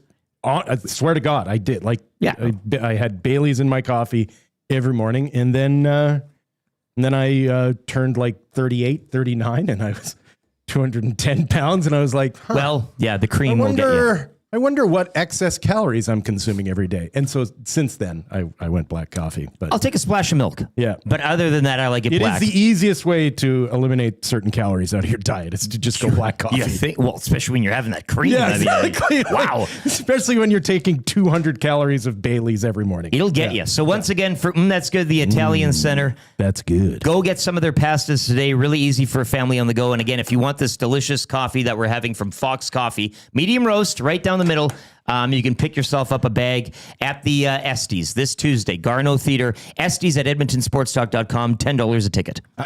I've been alluding to this off air with you guys all morning. Are you going to give me a chance to give you the gem that Buck Martinez gave me last night watching the Jays game? Well, we'll get to that maybe after 8 o'clock. Oh, that's a tease. We have a guest coming up right now, so we'll keep it locked for the Buck Martinez gem. Because he's got a lot of them, as we know, right? This was a good one. Our headliner today for GS Construction, GS Construction hiring now.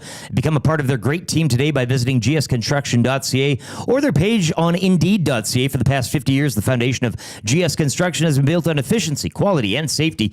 Take your career to the next level. Join the team at GS Construction. From the NFL Network, Mike Garafolo joins us on the show in video. I know he was on the phone last week, or we had a bit of a video. I mean, we got that on. Yeah, that was fine. Mike, thanks for joining us again. You're on with Lieutenant Eric. Wil Fraser, Dustin Nielson has the call in the Canadian Football League tonight out in BC. Let's just get to it. Before we get to the Thursday night or last night and the week ahead, I'd like to get your thoughts on the week that was in week one. You cover the league extensively. You're all over everything. But what can you say kind of jumped off the page at you and made you kind of surprised following the week one results in the NFL? Yeah, scoring was down week one. You didn't have a whole lot of shootouts. I mean, you had that Bills Ravens game to cap things, but I thought defenses came out strong, and I think you're going to see that for the early part of the season as well. I have heard since the NFL's agreement with the NFLPA, I mean, going back to 2011, has really been eased as well, that sometimes defenses are ahead of offenses early in the season because you don't really have those fully padded practices that the offense truly needs to get into rhythm. And I think you saw a little bit of that here. So you'll see the offenses start to catch up. I mean, especially because the kick return, and you saw the Eagles do this. They traded for Tank Bigsby, the running back, because Will Shipley, their kick returner, was hurt. And I talked to an Eagles source who said this kickoff return is huge, like a big part of this. And we got to make sure that we've got depth there, and we feel good about who we've got there. So I think that's going to certainly help scoring. I thought that would really boost scoring early. It boosted field position. It didn't boost scoring. But I think that those things are going to catch up, and you're going to start to see that as we move along here. Injuries as well, a part, and they played their part last night in the Commanders' loss in Green Bay to the Packers. What are you pulling from that one? I guess for me, it was post-game and the Packers fans congregating around and cheering, "Thank you, Jerry." It seems like in defining winning a deal, that might rocket up to the top definition in Webster's right now regarding the Micah Parsons acquisition by Green Bay. It's still possible both teams could win this deal, right? I mean, you don't want to make a call this early on, but you know what the Packers put into this from a draft capital standpoint and from a monetary standpoint. They're getting it. I mean, he was incredibly disruptive. They increased his snaps last night. He drew a couple of holding penalties. There were some times where he was just the first guy off the ball and into the backfield and just disrupting things. Micah Parsons, everything that you want to get from a guy. I say it all the time. The most important thing in this league is the quarterback. The second most important thing is disrupting the quarterback, and that's why those are the two highest paid positions that you're seeing in the NFL. I thought he was fantastic. This Packers defense, part of this trade was for them letting Kenny Clark go. They felt good about their defensive tackles and their defensive line as a whole and said, well, we can take a little bit of a step back here.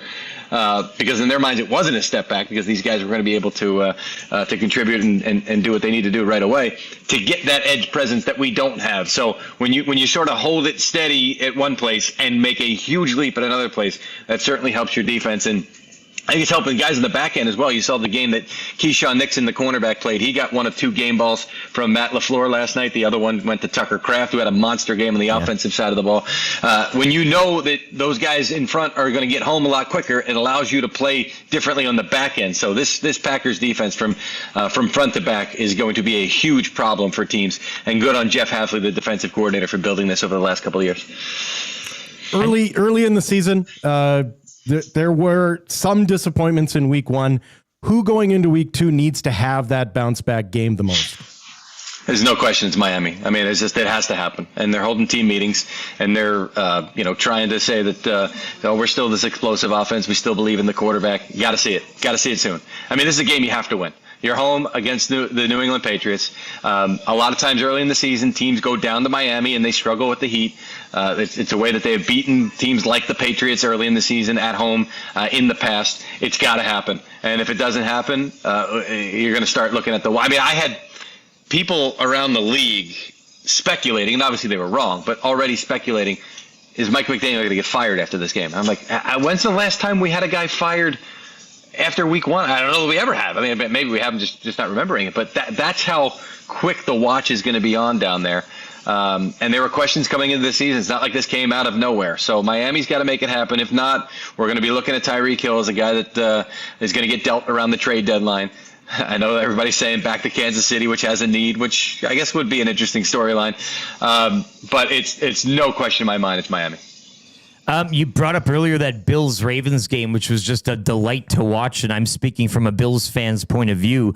But I wanted to get to another team, the Jets here, and putting up 32, but ultimately losing at home to the Aaron Rodgers-led Steelers. Yeah. They're in tough. They get the Bills this week. What are your thoughts, I guess, about the Jets? And, again, 32 points. You mentioned scoring, nothing to sneeze at there. Ultimately come away with the L. And it's going to be a tough matchup, but where are you at with Fields and where they're at right now in their evolution? I'm covering that game on Sunday. I was at the Jets facility yesterday talking to those guys.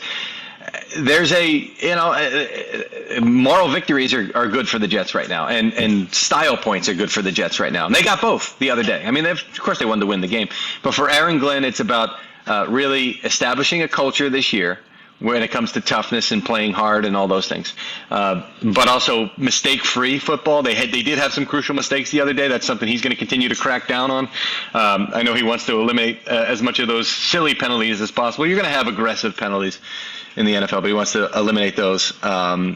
as far as Justin Fields goes, his ability to play the quarterback position the other day was maybe. I mean, I did cover a game when he was in Washington a couple of years ago when he was with the Bears where he threw the heck out of the ball. So it's probably hyperbole in the moment, but I thought he ran the offense from the quarterback position as good as I've ever seen him run. And that's fantastic if you're the Jets, because Aaron Glenn, I know a lot of people think that Justin Fields is a bridge quarterback. If Glenn can get himself a guy who's their quarterback for the at least very near future, that's a win, because you don't have to spend that draft capital at that position. I mean, Aaron Glenn's thinking about it in terms of when we traded for Jared Goff, everybody said, it's a bridge quarterback.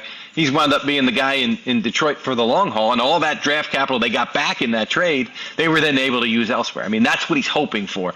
If you get more of what you got the other day, I think you're going to see that scenario play out for the Jets. So we shall see. This game not always tight, but a lot of times it is tight when the Bills go to MetLife Stadium to play the Jets, and that's when they're not playing well. So I think that this is going to wind up being a tight game as well. And for the Bills, I don't think they're going to have Ed Oliver. I don't think you go from walking boot with a scooter in the locker room to playing in just 3 days.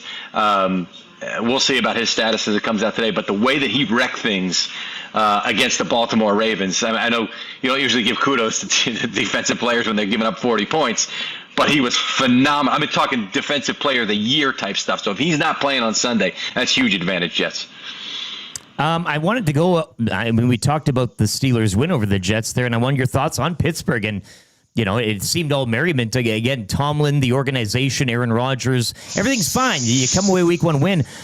Where do you ultimately see this thing going, though? I mean, it just kind of... We all know Aaron Rodgers. We all know Mike Tomlin. We all know the characters that they kind of possess. So, I mean, a week one win is great, but ultimately, how high can this thing fly, do you think, in Pittsburgh? I came away from that saying that you almost have to reevaluate what you think Rodgers has left. I mean, I know it was like us coming into the season saying, I think we've seen his best football. He's always not going to be able to stay healthy, and he may get hurt, and he may go back to looking like he did with the Jets early last season. But he played well late in the year. He had a couple of games. I mean, he's got 4 touchdowns in back-to-back games. I know those games were separated by 8 months and 2 teams, but he had one for the Jets in Week 18, and then he had one for the Steelers. And you go, wait a second, hold on, maybe there is a little bit more here than we thought. I do know they want to get back to more Steeler-esque football. That means running the football. That means playing better defense. That defense, after that game the other day, the key players, I mean, I interviewed TJ Watt after the game, and he was giving me like 3 to 5 word answers. Not because I asked bad questions or he didn't like me. It was just, I could tell this guy's not happy with, great, we got the win, but this is not Steelers football for us to play. And I think individually, he probably wanted to play better and have more of an impact. So I think you're going to see, I would think with this Seahawks team coming off a low scoring game, you're going to see a more Steelers type 20-17 type game, closer, lower scoring. Well, it was close against the Jets, but more of a lower scoring. Get the ball into Jalen Warren's hands, get him run. But Aaron Rodgers showed that they can open this up a little bit more, and you don't pay DK Metcalf $30+ million to not throw to him. So I think this is a Steelers team that I know we always look at them around 500 lately. I think they could be a couple notches above that. NFC North has been the class of the NFL for a couple of years now. Packers out to a 2-0 start. Minnesota in a dogfight with the Bears last week. They're now 1-0, and they're going to have the Sunday nighter. How much desperation between Detroit and Chicago to not go 0-2 to start the year? Yeah, when you asked me about what team needs one this week, and I said Miami, Detroit was right behind them in my head, because again, just like Miami, all the questions that we had, the interior of the offensive line after Frank Ragnow retires, the coordinators on both sides, which I actually think on the defensive side of the ball, Kelvin Shepard's going to be fantastic. I think he'll be fine. My question was more about losing Ben Johnson. Where's the imagination? Where's the creativity? Where's the pressure on the defense? You didn't see it at all. And so now this team is going to have to now come back home and start to show more of those things to convince not just, the fans in the stands or other teams, convince themselves that we're going to be okay. That was alarming. Now, I mean, maybe you feel better because you see what Green Bay did to Washington last night and slowed them down. You go, okay, that's week one. Let's not have a lot of overreactions. But when you don't have that kind of performance again, and you're not able to run the ball, let's say, because they were not able to run the ball the other day. I mean, everything, Jahmyr Gibbs was bouncing outside because there was nothing up the middle, which, again, is a concern on their offensive line. Got to start alleviating those concerns right now. Just looking at the Sunday slate and the final two games, I mean, Eagles, Chiefs, Super Bowl rematch, whatever. But you bring up the Vikings. Falcons, Vikings on the Sunday nighter. A delicious quarterback matchup there as J.J. McCarthy, we saw his debut, finding himself ultimately in that win over Chicago. And then Michael Penix Jr., which is an interesting study as well down in Atlanta. How do you see these two kind of matching up here, going head-to-head? And out of the two of them, who do you see kind of, going off and having, I guess, long story, a better career? In case we don't get to it, by the way, I think it's a bad spot for the Eagles. I really do in a lot of ways. If I'm an Eagles fan, I'm worried about that game for a number of reasons. As for the Falcons-Vikings, I thought J.J. McCarthy, one of the best traits that you can have as a quarterback in this league is not letting the first three quarters of football affect the last one. I mean, I covered Eli Manning closely when I was covering the Giants for Star Ledger here, the local paper, and that's one of the things that he would do. He would play three horrendous quarters of football and then play great in the fourth quarter. That's how you win championships. J.J. McCarthy may not be a 4,500-yard, 40-touchdown thrower in his career. He may not. I mean, he was not asked to do that, in college in a lot of ways, and that's okay, right? You can win football games at the quarterback position by doing what he did the other night. I thought that was, obviously you'd love to have four quarters. I sort of came away from the game and said, would you rather have Caleb Williams on the script looking amazing early in the game, or would you rather have J.J. McCarthy looking horrendous when you were scripting things, but making the plays? I'd rather have J.J. McCarthy in that role, and I know that Minnesota does too. Obviously, they're going to try to tighten up the earlier parts of the game and play cleaner for four quarters, but they came away from that feeling really good about his ability to play winning football.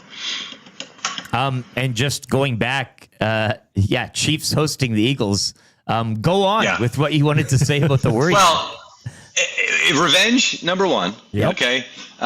Number two, Patrick Mahomes. You always got to say that, right? I mean, everybody the Chargers are a fantastic team. That game was in Brazil. You're playing let's not overreact. It's still Patrick Mahomes. I know they're banged up at the receiver position, but I think they've got enough there. Hollywood Brown's still going to be a guy they're going to lean on. Xavier Worthy on the field. I don't know if he's going to wind up playing on Sunday, but that was a great sign, obviously.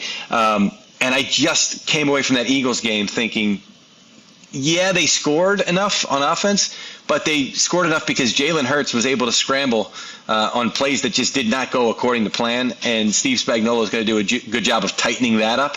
And so to think all of a sudden it's going to be a crisp offense, I know they got the couple extra days because of the Thursday game. I'm not seeing that. And defensively, they were having problems covering people, and Adoree Jackson's still going to wind up being a starting cornerback for them. So I just don't see things that are going to get cleaned up in, again, even if it's 10 days, that's just going to get cleaned up that quickly for the Eagles. I just feel like this is a really bad spot going up against the Chiefs. Revenge, home opener. I know they're favored, and I'd still be shocked if the Eagles win this game. That's how I feel about it. Should be a great week, too, here. Capped off with a doubleheader on Monday. We'll do this again next Friday. Mike, appreciate your time, man. Enjoy the weekend. You got it. Enjoy another great weekend of football and maybe some more scoring. How about that? Yeah, I'll take it. Mike Garafolo, NFL Network. He is our headliner today for GS Construction. They are hiring now. You can be part of the great team today visiting gsconstruction.ca or their page on indeed.ca. 50 years. Take your career to the next level. Join the team at GS Construction.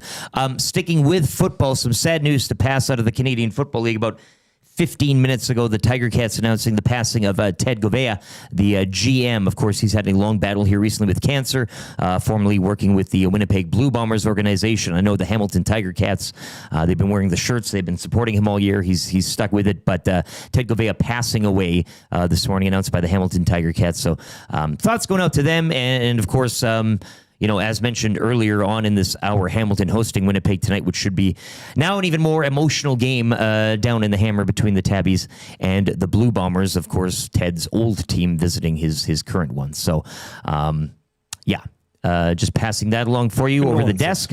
8 o'clock, we'll head into the third hour now. We appreciate Mike for his time. Great, and there's a lot of NFL insiders we've had over there. Mike Tenier is the best of the best. Yeah. Just quick tinfoil hat thing. not a team that's in a rougher spot this weekend than the New England Patriots. They lose to Miami. You never want to lose to Miami if you're New England. Yes. However, if they win, there is a chance that Bill Belichick is all of a sudden back in the NFL as a head coach. And considering the hate that organization now has for him, they're in a no-win situation here, possibly. Who does old Bill get on the slate this week? He's hosting Richmond, the Spiders, tomorrow. If they can't, at home, 1:30 in the afternoon, get some sort of result against the Richmond Spiders, who are also 1-1, much like the Tar Heels heading into this one. That tinfoil hat might be getting a little tighter or looser. I don't know. We'll see. Yeah, we'll see. It seems like it is panic time in Miami right now. After that loss there, what was it, the opening season? Like they beat Charlotte last week 20-3. Yeah. Charlotte. Yeah. The Charlotte. Yeah. But getting trounced by TC, I don't know. Be funny to watch. I could see a marriage. I could see a marriage between that organization and him happening again. Like, of absolutely. Course. Yeah. Yep. Running back home and everybody loves him. But yeah, the Patriots. Everybody loves him. He's a lovable guy. Yeah. Losing to the Raiders week 1, and you mentioned the Dolphins. I mean, it is in Miami, and the Dolphins have talent, but they do have a lot of problems on and off the field. I mean, he'd go to Miami. That's what I'm saying. That's why I'm saying hello. That's why I'm saying New England's in a tough spot. I did not recognize your game. No. Yeah. No. It's the opposite. Yeah, but I don't want Mike McDaniel to leave. He's a fun guy I too. agree, I really but it love seems like it's panic in Minnesota. That has always been the rumor for the last year and a bit that, well, maybe we bring in Belichick. And all of a sudden, Patriots, who have banned Belichick from their facilities, could possibly put him back in the head coaching spot in the NFL. By beating Miami. I know there's always the memes out there of the physical demise of one Mike McDaniel since he got hired to present day. Yeah. I mean, you talk about wear and tear on your look as a coach. Yeah. He embodies it completely. He looks like everyone who moves to Florida, right? Like there's Florida man there too. Yeah, that state takes a toll on you. We get a mugshot of him sometimes. Yeah. Saying, hey, yeah. You pay a price. What's to live the Mike in Florida. McDaniel story that we find? Mike McDaniel arrested because might get you text of the day for Royal Pizza today. We'll get to a sports update here. Once again, thanks Mike Garafolo for his time and GF's Construction for providing him. We also need somebody for trivia. 780-218-9999. Got the questions provided by Will. You'll need 3 out of 5, and you're off to Mr. Mike. Simple as that. So text in, say, Trev, I want to play. 780-218-9999. And we'll probably be sending. We're undefeated in the FM era here on 95.7 Cruise FM. Wow. So we'll look to keep those good times rolling as well. Group of people. DJ Petrin says the Spiders are a powerhouse, and a lot of people wanting to play. So Trev will get one of those. He'll have a sports update. 3 questions too many as well in the way. If you got any questions for Will, get them in. Sobeys and Safeway Liquor Beer of the week, midway through at 8:30 in the wrap for William Huff. It is the Nielson Show, presented by Weiss Johnson. Weiss Johnson. Whoa. www.weiss-johnson.com and EST, Crystal Clear since 23, presented by Play Alberta. We'll be back after the break. Wil Fraser in for Dustin Nielsen, Lieutenant Eric. YouTube Trev's got a sports update right now for Windsor Plywood Leduc. Locally owned and operated, serving Leduc and the surrounding area since 93. Doors, flooring, baseboards, and of course, plywood. Go see the knowledgeable staff at Windsor Plywood Leduc.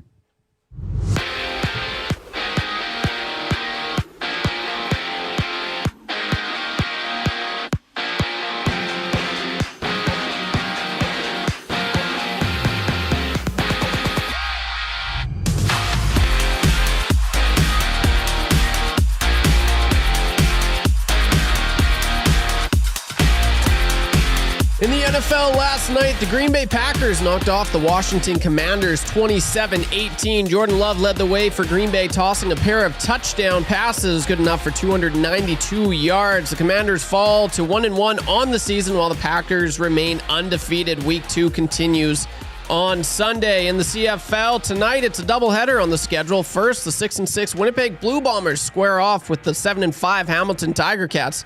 Streveler starts for the Blue Bombers as Colaros has been ruled out. Kickoff for this one is at 5 o'clock. Later on, the Ottawa Redblacks travel west to face the BC Lions. This one is set for 8 o'clock with Dustin Nielsen on the call. As for the Elks, they hit the field tomorrow in Toronto for a matinee game against the Argos. Kickoff at 1. In the majors yesterday, the Toronto Blue Jays shut out the Houston Astros 6-0. Kevin Gausman threw a 2-hitter for his 4th career complete game, while Davis Schneider had a home run and 2 RBIs. The Jays are now ahead of the Yankees by 3 games and continue their home stand as they welcome in division rival Baltimore Orioles for a 3-game set. Chris Bassett gets the starting pitch for the Jays, while the Orioles counter with Trevor Rogers' first pitch at 5:07. In hockey, it's the first of back-to-back rookie matchups between the Oilers and Flames rookies tonight at Rogers Place. Puck drop is set for 7 o'clock with the rematch coming Sunday down in Calgary. And in U Sports tonight, the 0-2 Golden Bears welcome in the Calgary Dinos. You can watch this one at Foot Field. Kickoff is set for 6:30. And in the PFC, check out the Battle of Edmonton this Sunday from the JP Bowl as the Huskies host the Wildcats in Prairie Football Conference action. Head to EdmontonHuskies.com for tickets. Use promo code EST and receive 50% off. Pre-game show gets underway at noon on EST with kickoff at 1. The sports update is brought to you by Winter Plywood Leduc, locally owned and operated, serving the Leduc and the surrounding area since 1993. Doors, flooring, baseboards, and of course plywood. Go see the knowledgeable staff at Winter Plywood Leduc. Oh shoot.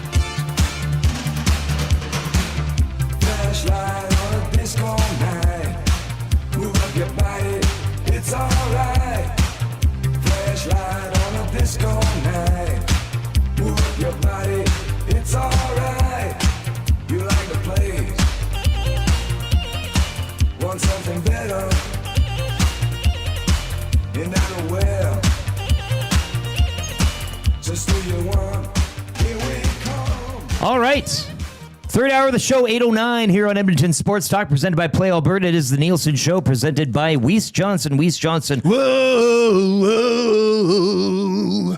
Edmonton's train home comfort specialist for nearly 50 years. For all of your furnace, air conditioning, and heat pump needs, visit www.weiss-johnson.com. And we are coming to you live from the Popeyes Louisiana Kitchen Studio. If you're looking for a little Friday bite, check out the chicken dippers right now. Nice little snack to get you going for the weekend ahead. Yeah, you want to get a little sustenance in there before you start feeding the liquids in. Yeah, that's one of those things that you can start the weekend and end the weekend with. Not a full... It doesn't make you too full, but you get going there and you're heading out good. On a Friday night. Start with that. Heading home. Finish. And that was Flashlight on a Disco Night by Rofo, bringing us back in as Rofo on heavy rotation here. If you are listening, iHeartRadio, TuneIn Radio, at The Source, EdmontonSportsTalk.com, watching us on the YouTube. If you are watching this morning and you haven't yet, give us a like. Hit the thumbs up. You are loving that coffee, eh? Fox Coffee. More on that coming up soon. But subscribe to the channel and give us a thumbs up today on the YouTube. I think we're doing an okay job. we're still And on. if you're just listening in your car, just right now, just give a physical thumbs up. Yeah, out the window or whatever. Yeah. And specifically in your car, you'll probably be listening on 95.7 Cruise FM, right? Yeah, that type of... It's FM now, so it's good. Frequency modulation. Yeah. Third hour of the show as well here on the Nielson Show is brought to you by GD Liquidators. Auctions and appraisals, Edmonton's one-stop shop for new and used warehouse, office, and industrial items for almost 40 years.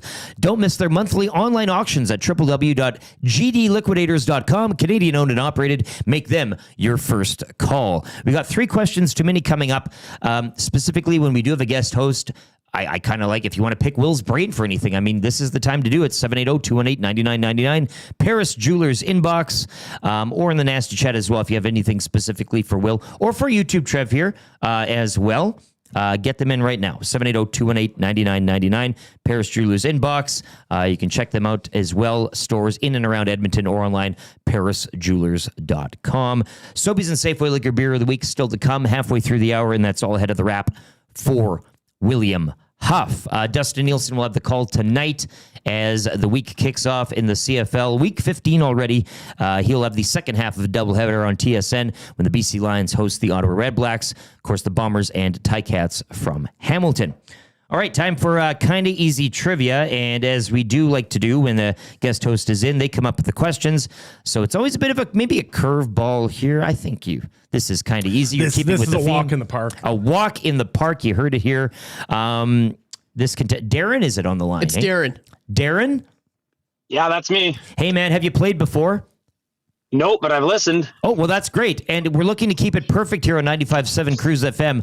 We were without an L in the FM era here on the Nielsen Show. And just to remind you, you are playing. If you do win, you'll unlock a Club Beat Loop remix from the vault. And as well, of course, the Mr. Mike's GC, $25 to Mr. Mike's. Just finding the liner here. Platterpalooza is over, but you can head down to Mr. Mike's. They'll be opening a new location in Bonnie Doon. Going to Bonnie Doon. What was the movie again? The Castle. The Castle. If you've never seen The Castle, check out The Castle, Darren. We're going to Bonnie Doon. We're going to Bonnie Doon. You could also be going to Bonnie Doon, Mr. Mike's. You need 3 out of 5. We'll start the ticker after I read the first question. Good luck, Darren. Thank you. Who plays the Oiler rookies tonight? Oh, goodness. I'm going to guess the Golden Bears. Who do the Elks play tomorrow? Toronto. Name an MLB team who had a shutout yesterday. The Blue Jays. Who do the Jays play tonight? Oof, I don't know that one. I haven't checked. Let's go with the Yankees again. Has Connor McDavid signed his extension yet? Negative. He's got it. 3 out of 5 is going to Mr. Mike's. No! No! God damn it, Shake, stop it! They are going to remember that AM radio is a viable and modern source for news and entertainment. Kill that one. Totally. People don't listen. Daddy!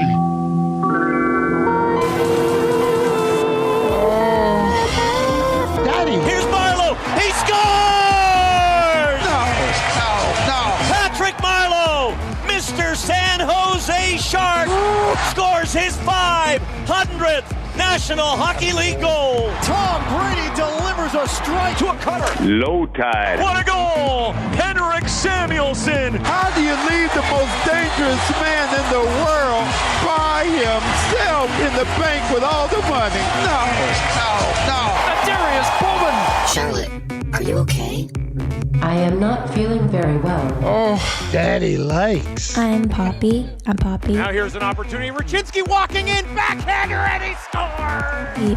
Daddy likes! Peter Ryan. I want to welcome the 35th head coach of the New York Rangers, Peter Ryan. A lot of cookies in there. Strike out the side. Every time Catherine would run the microwave, I'd piss my pants and forget who I was for a half hour or so. There's a lot of energy. Oh, Thanks. Sorry. Bye. There you go. Clubby Lou remix from the vault featuring Wil Fraser, which is a delicious twist. I didn't know that you would be in this one, but Pika Ryan. Pika Ryan. A little Dustin Nielson on the U of A Golden Bears call, which Darren guessed would be playing. Again, it's the Flames rookies tonight up against the Oilers rookies down at Rogers Place. But he got there. You saved him with that final question, right? Oh, my goodness. The old gimme. We were sweating for a bit, but he got it over the line. Yeah, when he biffed off the jump. Yikes. Well, we didn't know Listen to the update. We didn't know where we were going there for a second, but all is good. Literally, if you listen to the sports update before the trivia, you'll get 2 or 3 of the answers. If you pay half attention. Yes. Yeah. No one pays attention to my updates. That's what that was. Welcome to my life, Sorry, Trev. buddy. Sorry, pal. So sorry. Kyle the Embalmer says the Oilers used to play the Golden Bears. I mean, I forgot about that. No, it's not a half, but you're right. Once upon a time, they did play the Golden Bears. He's You're just right. looking back in time here. Those days. Time for 3 questions to Minnie for the great staff at Park Mazda and dealer principal Mitch Lewicki. Yes. Where he's extremely excited about the Estes. Yes. And you can join Mitch at the Estes as well. Once again, Tuesday, Garno Theater. If you haven't got tickets yet, very simple. $10. Estes at edmontonsportstalk.com. Send an email today. Say me and however many people you want to bring want to go. And Maddie will hook you up with tickets. Once again, $10. Great value. We'll be going there. We go Hudson's White for the after party. Debauchery. I didn't make it out last year. Wasn't allowed. Wife took me. I was not in. Everybody's like, oh, so what was your favorite part of the... I don't remember. I don't recall. You had to go home, did you? I had to go home. The last thing I remember, I was kissing Guy Flaming on the head in the parking lot. Yeah, that's, you know what? Solid call by your wife. Very. She saved me a few times. But this year, though, because I'll be taking tickets. We all have duties. Man. I'll be taking tickets front of house. Pace yourself. Yeah. Well, I will be. We got to be on the next morning. See, last year, it was the carrot that we didn't have to be on the show the next morning. Oh, so I okay. said, well, you know. Yeah. The Lizard King came back. Of course, I'll hang loose for a bit. Why not? But no, we'll be here. A young Lieutenant Eric used to leave a Halloween howler like at 11 and just run the streets of the downtown. My howler started by after the party. Himself. After the party was he would just disappear. Yeah. Like the mist. Those tales are not fit for and I would sit FM radio. I would sit like a mother sick on Monday morning, waiting for him to finally show up. Not quite sure if I'd ever see him again. And here I am. Yeah. I would honestly, I would never be happier than when you walked through those doors. And just be like, oh, thank God you're not dead. Super caring of you. Well, I honestly thought he might be dead. Yeah, no, that's fair. And it was a legitimate concern. Remember when I went as Charles Manson that one year? And I handed out rocket candies to people and almost got in trouble. Social medias, boys. Where can we follow you on social media, Will? You shouldn't and can't. Okay. You're still on Blue Sky, though, right? Whatever. Okay. Trev, pump up your social media accounts I'm right on now. Vines. You can find me on Vines. I bring back the Vines, damn it. Yeah. Yeah, you can follow me at YouTube_Trev on Twitter. You got to get that Instagram account going again. Yeah, I know. Please. Have you looked up Max Headroom yet? You probably don't even know what that is. Yeah. I don't know. I don't know what that is. You should look it up. You're pulling the look look off. That's all I'm saying. But it is time. Like if I reached my goal, I said I wanted to go all summer without being on most of my socials. Yeah. Which, I don't took you off feel every healthier? single one. Yeah, I do, man. So don't go back. I feel good. I feel great. Your YouTube, Trev. That's all you need. YouTube. Yeah, YouTube_Trev. The tube. You can give that a follow on Twitter. Yeah. That's like the You only can thing leave comments. Yeah. On YouTube. I can. You left them open, haven't you? Oh, absolutely. To your videos? I welcome comments. Yeah, all the time. So, yeah. YouTube_Trev. Question number 1.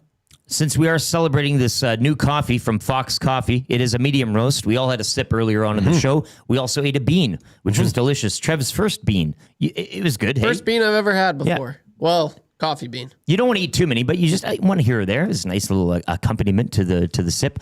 And we may have answered this earlier, but best way for you to ingest caffeine? Not coffee? Like, because it could be if it's coffee. Okay, maybe that's like a simple it's answer. coffee for you. with a. You're not with a flat white guy or a no. Like a black like iced coffee. What's caffeine? So I see what you mean. So if there was a way for me to be able to go in, select my bean, and get a cold brew of that coffee, that would be my choice. Gager's been brewing up some cold brew here. But cold brew takes like a night. Like it takes a long time for it to be done right. Gager's putting it in. He's got this whole thing, and he puts it in the fridge. It stays overnight. Well, it's so very maybe good in the morning. He'll do it with the Fox now. We will give that a and shot if that's for sure. the truth, I'll be having that because cold brew is. If you want to truly taste it, you have to bring the temperature down, especially in the heat. It's nice. Summer. Yeah. And black, cold brew black. Oh, it has to be. Yeah. So cold brew would be my favorite. See, I still like, and I got one of those machines at home where you put the pod in and you do the thing. Keurig? Or do you have a Nespresso? Oh, aren't you fancy? It was a wedding gift. Wow. It was a wedding gift. Yeah. What, are you made of money? You need to get married. You do it. You got to get hitched. Then you get all these little things. Yeah. But I don't mind. What I'll get the pod. They sell them in the 40s or the 80s. And the 80s is your double shot. So I'll make a double shot of espresso. Nice to have whenever I want to bounce out or go somewhere, whatever. It's just about that much. And it gives you that nice, it's nice and creamy. It's nice velvety. And it's just delicious. Straight espresso. One of my best friends is a coffee guru. Worked for years for Transcend and what have you. And he was on the cutting edge. And so we were in Vancouver this summer together, and he made us go to Revolver Coffee. I don't know if you coffee heads out there. It's this revered place. And I'll admit, the idiot that I am, I still don't understand what the big deal of pour over is. Coffee people know what I'm talking about, but like pour over, is it because you have to wait 3 minutes for it? What do you do? Is it a drip? It's literally, they like bloom the coffee and then do a slow pour over the grounds over a cup. Oh, yes. A pour over. So this is what I've heard. Like the best, this is the way you should consume coffee. And I don't understand how it's any different than any other drip coffee out there. So if a coffee expert out there could really break down what's going on that makes it so much better, I'd appreciate it. Yeah, and if you'd share your Blue Sky account, maybe they could message you on there. They could blue you. Listen. Canada Post is how I receive all my correspondence. Okay. Road Dog Trev in the Paris Jewelers inbox says espresso martinis. Never had one of them. Oh, Trev.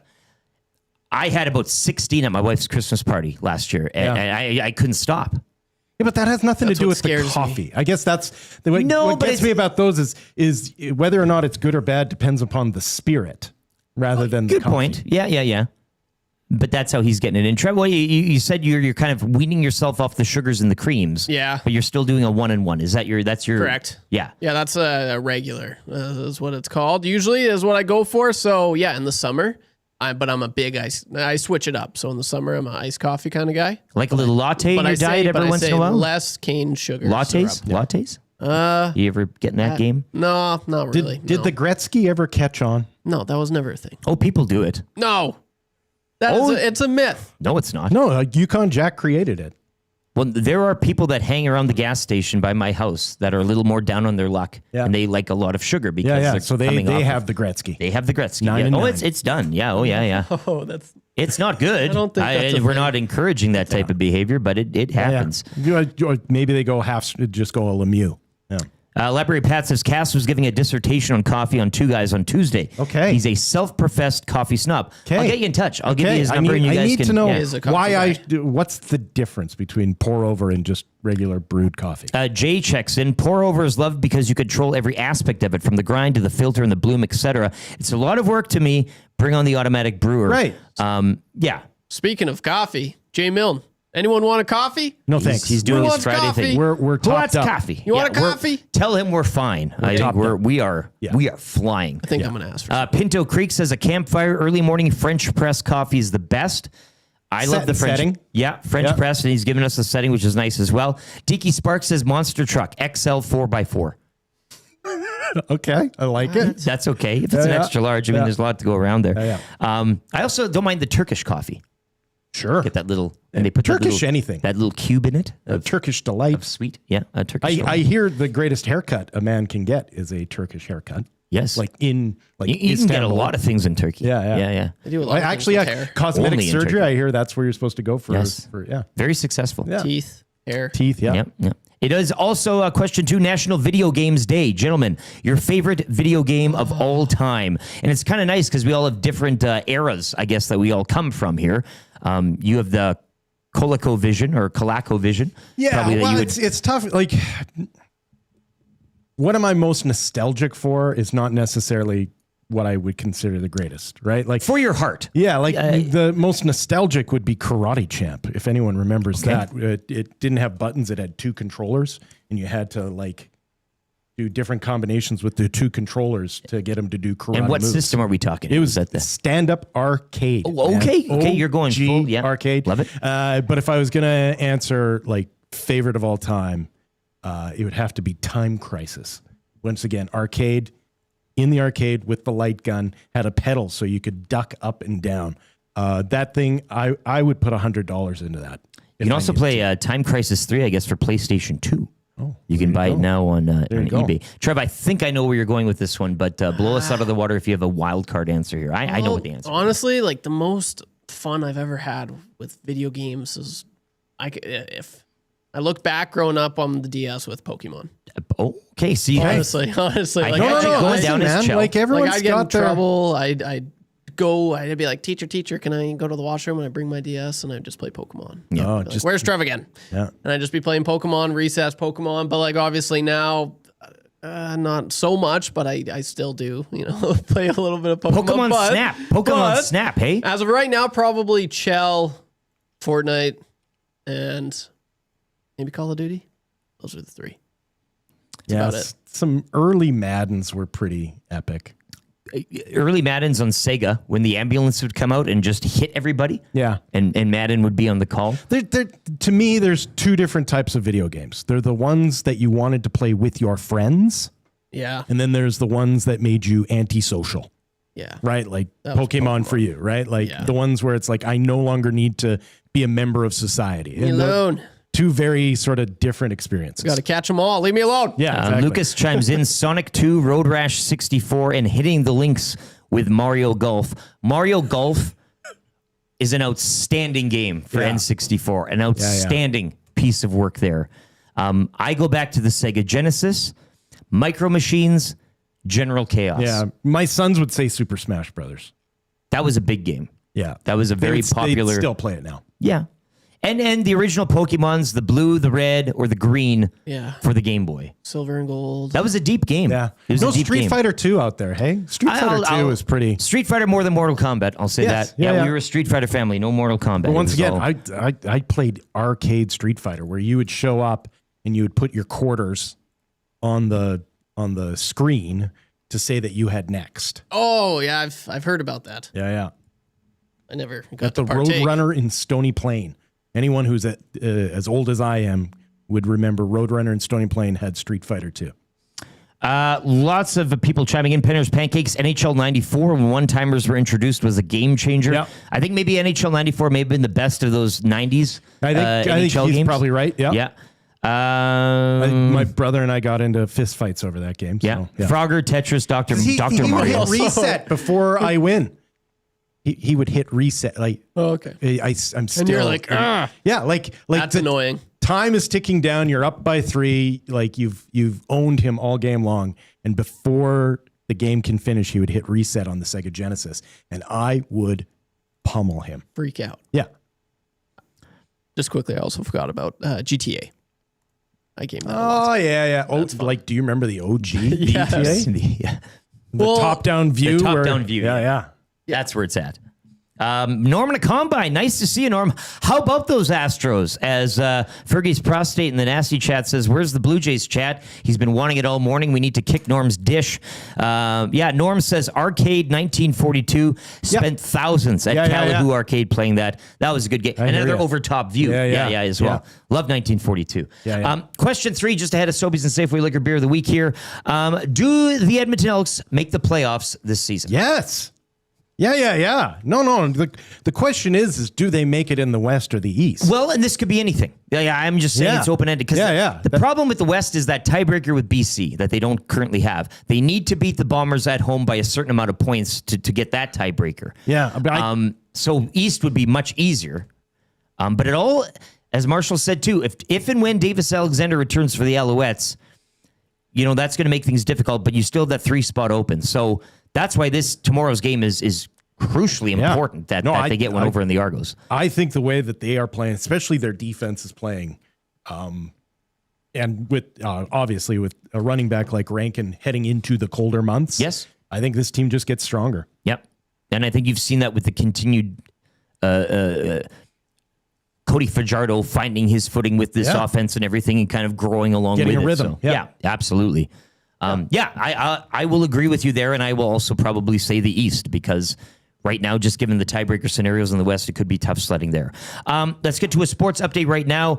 Once again, Sobeys and Safeway Liquor Beer of the Week. Your chance at $50 to Sobeys and Safeway Liquor coming up next. We'll get to a sports update. And I'm going to tell you the thing Buck Martinez taught me. Will get, you know what? We're going to leave that for the wrap because we have that. What did we learn on the show today? And you'll I'm educate going to us teach everyone. This is peak level sports nerd stuff. If you want to be that guy in your group that is nerdier than everyone else, stay tuned. You be Buck. I'll be Pat Tabler. Pat. Hey, Pat. Oh, Buck.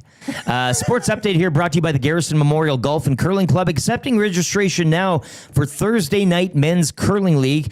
Plus, you can book your bonspiel for the upcoming season. Get free ice rental with the purchase of a buffet dinner. Visit egmgolf.com for more details. Wil Fraser in for Dustin Nielsen, Lieutenant Eric. Trev's got a sports update here. We'll be back on the Nielson Show, presented by Weiss Johnson here on EST, presented by Play Alberta, Sobeys and Safeway Liquor Beer of the Week. Up next.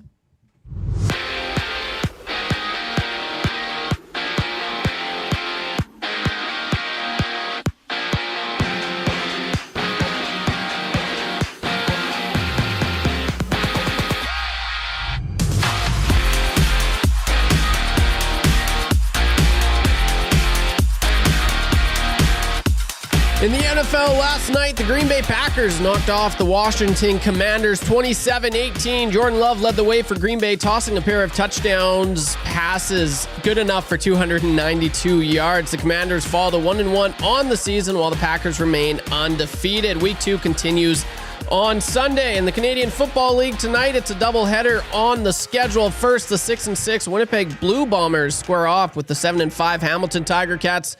Strevler starts for the Blue Bombers as Kolaros has been ruled out. Kickoff for this one at 5 o'clock.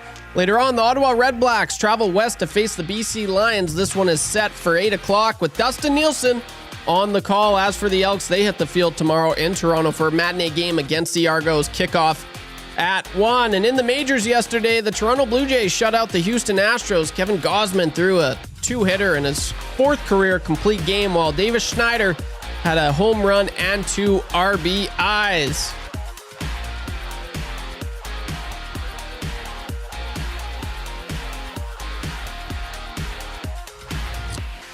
The Jays are now ahead of the Yankees by 3 games and continue their homestand as they welcome in the division rival Baltimore Orioles for a 3-game set. Chris Bassett gets the starting pitch for the Jays, while the Orioles counter with Trevor Rogers' first pitch at 5:07. In hockey,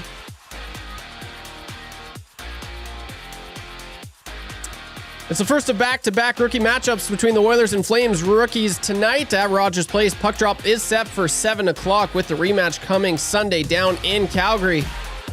And in U Sports tonight, the 0-2 Golden Bears welcome in the Calgary Dinos. You can watch this one at Foot Field. Kickoff is set for 6:30. And in the PFC, check out Battle of Edmonton this Sunday from the JP Bowl as the Huskies host the Wildcats in Prairie Football Conference action. Head to edmontonhuskies.com for tickets. Use promo code EST and receive 50% off. Pre-game show gets underway at noon on EST with kickoff at 1.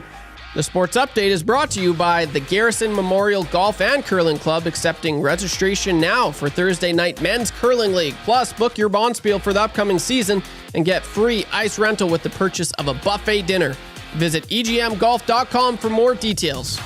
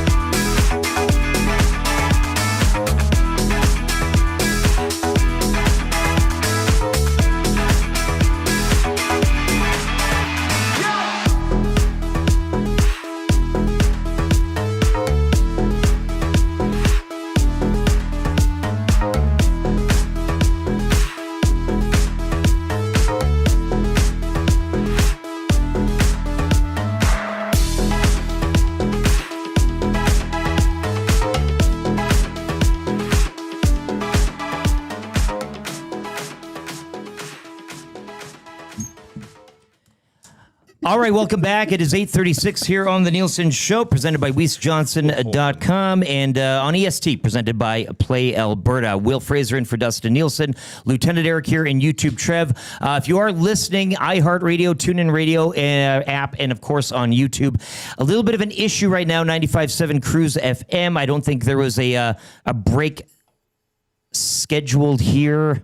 But we're going to try to get that handled here shortly, so apologies right now.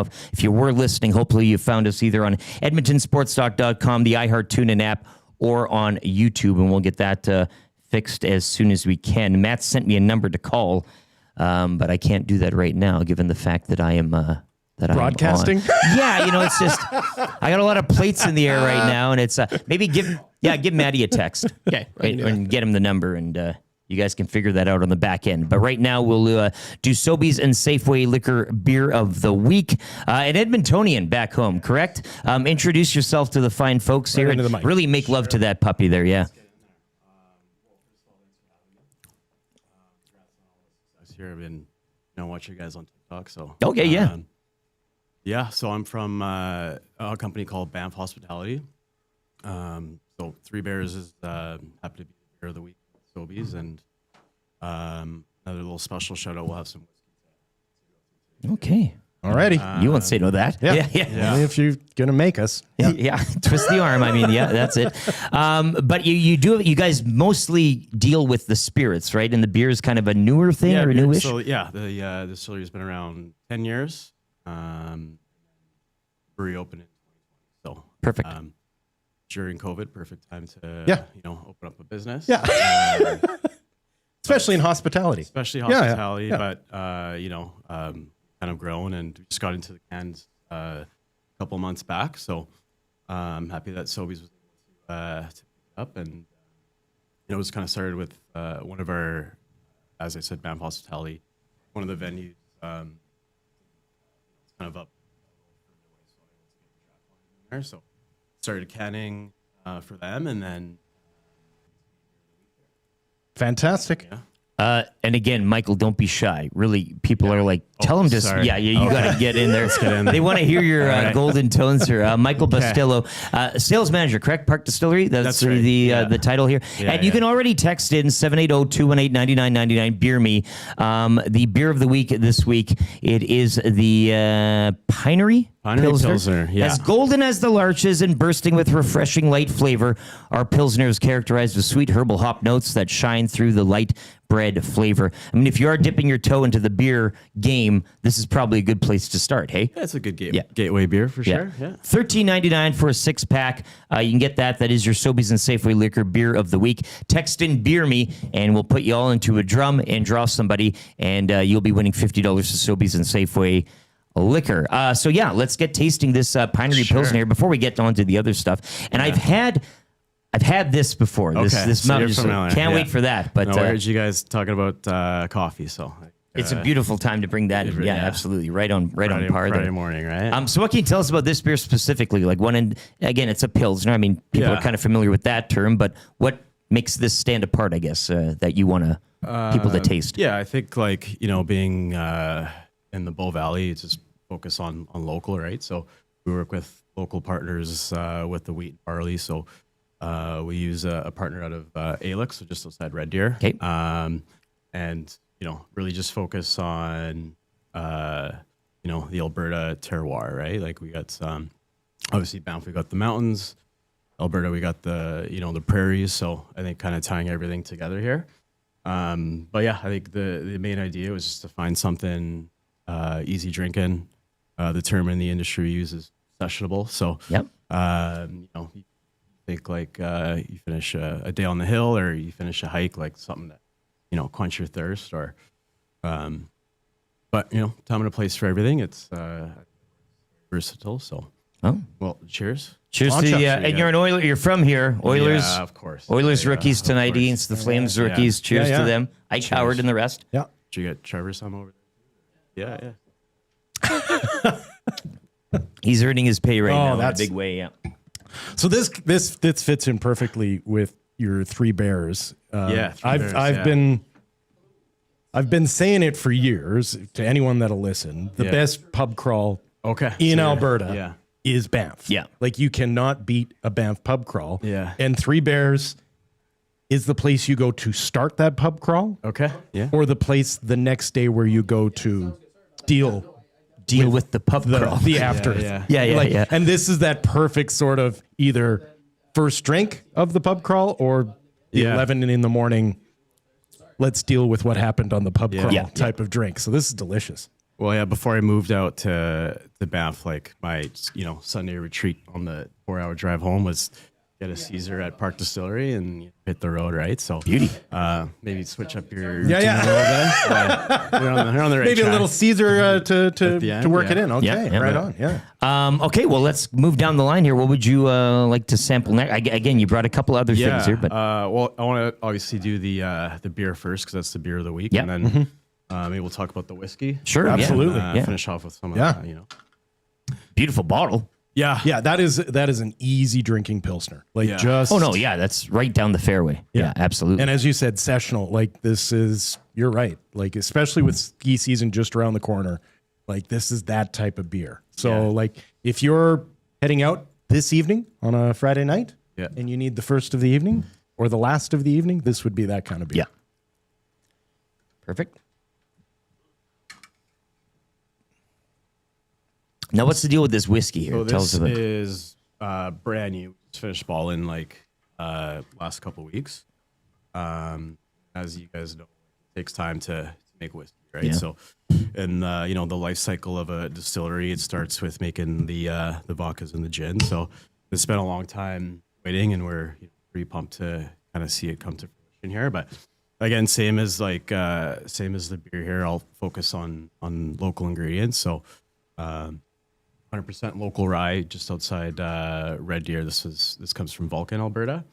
And with that being said, though, we use a new version, 100% American oak. So that's why you get that like rich oak flavor to this guy.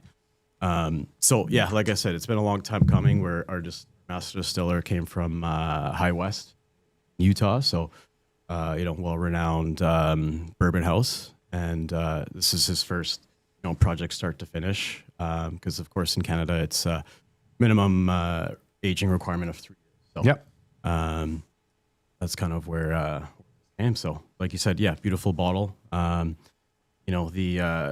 sort of stigma around Canadian whiskey is just kind of like like your cheap grandpa's whiskey. Yeah. So we really wanted to, highlight it, make it something a little more premium. Is it 100% rye? 100% local rye. Okay. Yeah. Okay. But yeah, if you want to give it a go, you kind of find like it's not that like heavy rye, spicy, spice, right? So yeah. It's kind of mellowed out some older stuff that we had. Well, is that new oak or is new it oak? Yeah, new oak. Yeah. Okay, it's good that you're here because you love the spirits and you really kind of. Yeah. I mean, I like drinking the stuff, but I mean that's. Full stop there. Well, so usually like a lot of whiskeys will use like used bourbon cask or used sherry or what have you. So new oak is definitely more towards the bourbon side of things. Exactly. So you're gonna get, I'm going to taste it, but my assumption would be there's going to be lots of vanilla to it if it's American oak. Yeah. Cheers, boys. Sorry, I beat you guys. Cheers. No apologies here. Oh, Trev, can I get you? Yeah. And lots of vanilla. Very nice. Yeah. Really, really pleasant. And you're right. You would have to tell me that was a 100% rye, right? Because it does not have the usual sort of heat and spiciness. Like that black pepper is usually what you get off of rye. So this is way more subdued and way more. Must be the new oak that really brings that out. Yeah. So it's a lot of flexibility in making Canadian whiskey. So I think having former bourbon maker come, kind of. Bourbon traditions and again just Banff whiskey. That's whiskey. The name. Yeah. This is the bottle. Born in Banff National Park, premium Canadian rye, Banff whiskey. Right here is what we're sampling here. Park Distillery. Just want to give you an update as well. We're back on 95.7 Cruise FM right now. If you were listening earlier, we are back on. Had a bit of a backdoor hiccup, but we're back on 95.7 Cruise FM right now. Of course, iHeart, TuneIn, and YouTube. Is it aged in Banff? Yes. Okay. Yeah. So actually, there's our distilleries in Banff. obviously been to. We've since kind of outgrown that. Yeah. So we do a lot of our storage and barreling Shaw, so outside of the Bow Valley there. Okay, right on. All right, well, let's finish her off here. Finish her off? Yeah. Okay, so Mountain Joe. Mountain Joe. Yeah. You've had this one before. This is right? legendary. Yeah. So, like we said, like time and a place for everything here. This is like, you're skiing all day or... Yeah, like you're you can partying get all this night. on Marmot. You can get this on Norquay. Like, Yeah, you will Norquay, find Mountain yeah. Joe just about everywhere that après ski has taken place. Either, once again, as a 10 o'clock, as we like to say on the ski hill. Like, it's 10. Let's go get a coffee. And a good play on the coffee theme that we had going earlier in the show as well. So it's nice that you kind of read the room. And I don't know if this was a flex in for you or whatever, but it's good to have this on anyways. Mountain Joe here. And you can, you like it on the rocks or just straight up? Is that, you can have it either way. Well, I you guess. just get the can, man. No, I know, but I think you could probably dress this up and do it in a variety of ways. Yeah. So for those who don't know, what's in a Mountain Joe? So it's, pretty simple. Like, cold brew coffee and oat milk, and then a little bit of sugar. It's kind of sugar cane. But it's fantastic. Is what it is. We use oat milk, just shelf stable, so you could travel with it. Yeah. Okay. Well, cheers, boys. Watch it. Cheers. Chin chin. Yeah. Yeah. Right on. Yeah. That'll get the day going. That's delicious. Great ending. Touchdown. Stuck the landing here. A great variety here. We got the beer of the week. Once again, the deal is for these Pinery Pilsners. You can get a 6-pack, $13.99 right now at all Sobeys and Safeway Liquor. All come out of Banff Park Distillery here. That's the beer of the week. We tried the Banff whiskey, which was delicious, and finishing it with the Mountain Joe, which, pick up a couple of these as well for the weekend, and, it'll fix you right up and get you going where you need to be going. And if you have not been to Banff Park Distillery in Banff, perfect. Just the perfect vibes for Banff. And then kind of my sneaky favorite is Three Bears over on Bear Street, which if you are on Bear Street, please walk down the middle of the street, especially if there's traffic. I mean that seriously, because it's a mixed use area and there are people who like to still drive on it for some reason. So anytime I'm there, I make sure I walk as slow as I can down the middle of that street. Very in tune with that. I appreciate that. Michael Bastillo, thanks so much for joining us today, man. Yeah, I appreciate it, and enjoy your time back here in Edmonton. Sales Manager, Park Distillery. Once again, text BeerMe 780-218-9999. BeerMe 780-218-9999. $50 to Sobeys and Safeway Liquor up for grabs. Let's hit that music again, and we'll see Michael out and be back for the wrap here for William Huff.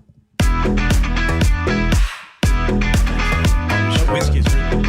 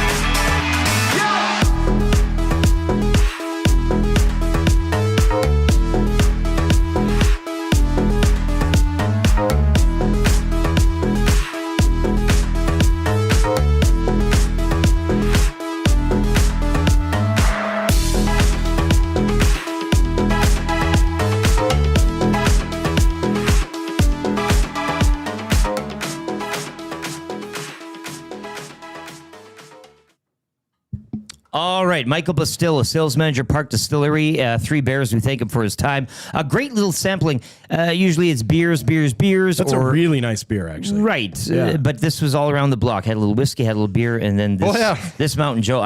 This can is coming with me. I'll take that right here. Yeah. Hour 3 of the Nielson Show is Brought to you by GD Liquidators, Auctions and Appraisals, Edmonton's one-stop shop for new and used warehouse, office, and industrial items for almost 40 years. Don't miss their monthly online auctions, www.gdliquidators.com. Canadian owned and operated. Make them your first call. Once again, apologies for everybody. A bit of a hiccup on 95.7 Cruise FM. I do believe we are back on the FM dial. And, of course, if that ever drops out for you, have multiple ways to digest this show, both on the iHeart and TuneIn radio apps, on the YouTube as well. If you are watching this morning, give us a like, subscribe to the channel, or at the source, edmontonsportstalk.com. It's a very easy player there up on our website. And once again, I want to say, if you haven't gotten into the Esties yet, Esties at edmontonsportstalk.com. Email that. $10 gets you in to the biggest award show in Edmonton, annual award show at the Garneau Theatre this Tuesday at the Garneau. Esties at edmontonsportstalk.com. Esties at edmontonsportstalk.com. $10 gets you in. Should be a fantastic night. Let's get into the wrap for William Huff. If you want your place to look as good as ours, and why wouldn't you? WilliamHuff.com is where you go. They've been in business since 1952, so you know they're incredible at what they do. WilliamHuff.com. Now, for the big dismount here. You've been teasing it all show. Yeah. You have a Buck Martinez tidbit you want to get to, Wil Fraser. Yeah, what is it? So Jays taking on Astros rubber match yesterday. Yes. Looking for the series win. A matinee. And I hadn't really, because it was such an early start, I hadn't really paid attention. I finally tuned in, and I think they were probably up 4 maybe at that point. And so I'm paying attention to it, and Gossman is just pitching a gem, Kevin Gossman. Yes. And he has been Mr. Reliable for the Jays all season long. Sure. Just absolutely easy to cheer for type of pitcher. And so then I see he finishes up the 8th, still intact, and he gets sent to the mound for the 9th. And so I immediately am like, well, I need to see this, because complete games are rare in baseball now. Sure. Like, they do not happen. This is a battery league. This is a league that uses its bullpen now, sometimes to begin games, let alone to finish them off. So to actually see a pitcher go from start to finish is a rarity. So I tune into it, and Buck Martinez they're watching Kevin Gossman, and all of a sudden Buck Martinez pipes off with something I'd never heard in baseball before, and it's perfect. So hockey fans will understand this. Trevor, if you're doing a sports update, yes, and a player has a goal, an assist, and a fight, what do you call that? That is the Gordie Howe hat That trick. is the Gordie Howe hat trick. Correct. Why? Because Gordie Howe, one of the greatest players of all time, perfected that. He was all those sorts of things. Yep. If you are a pitcher and you pitch a complete game shutout with less than 100 pitches, do you know what that's called? It's called a Maddox. For Greg Maddux. A Greg Maddux. Maddox. So Kevin Gossman, with Greg Maddux. 99 pitches last night, pitched a Maddox. Nice. Isn't that great? That's pretty sick. I didn't know that. Yeah. So That's what I learned. So Greg Maddux, who honestly, maybe the professor of pitching in his career, just made a habit of pitching complete game shutouts with less than 100 pitches. And Kevin Gossman completed the feat last night. Who also yesterday would call his own pitches. Correct me if I'm wrong. Yes. Right? Like, that's the little thing where he would, if you go back and watch him, he'd either touch his, and he'd communicate to the catcher at the time what he's going to do. That's based off the fit in the field that he had for the count. Yeah. Which was, when I learned that tidbit, it was interesting. But a Greg Maddux. Yeah. So there is a Gordie Howe hat trick, and there is a Greg Maddux. And a 99 as well. Well, yeah, that's 9 sugars and 9 creams, but as we were very talking, different thing. It really fits into what kind of the theme of the show today. Big G says in the Paris Jewelers inbox, I feel sorry for the people listening on 95.7 Cruise FM on the glitch saying, oh no, not again. No. Let me just get this on the record.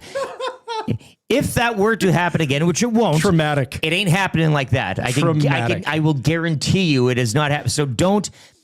It's the first week. We're still working some things out with them over there in engineering and all that. So sometimes the odd thing will happen. Once again, if you do hear Third Eye Blind or Harlequin, or Honeymoon Suite, whatever it is, don't fret.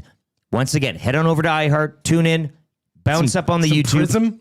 Or EdmontonSportsTalk.com. We are still here. It will not happen like that again. I can guarantee you. So if something happens like that on the dial and you're listening, fear not. Fear not. But I can understand why you would be sensitive.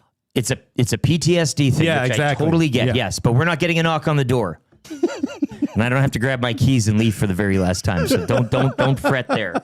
But we appreciate everybody down at the Harvard 95.7 Cruise FM for getting that rectified and fixed there. Text of the day. I'm walking it back. Text We're of the bringing day. it back. Bringing it back. It's Royal Pizza text of the day. Still making it great. 55 years of business. You can order online, www.royalpizza.ca, or check out one of their 14 locations in the Edmonton area. I'm going with Chris. Again, I know we had some people. We cracked packs. We cracked a pack of Jaws cards earlier.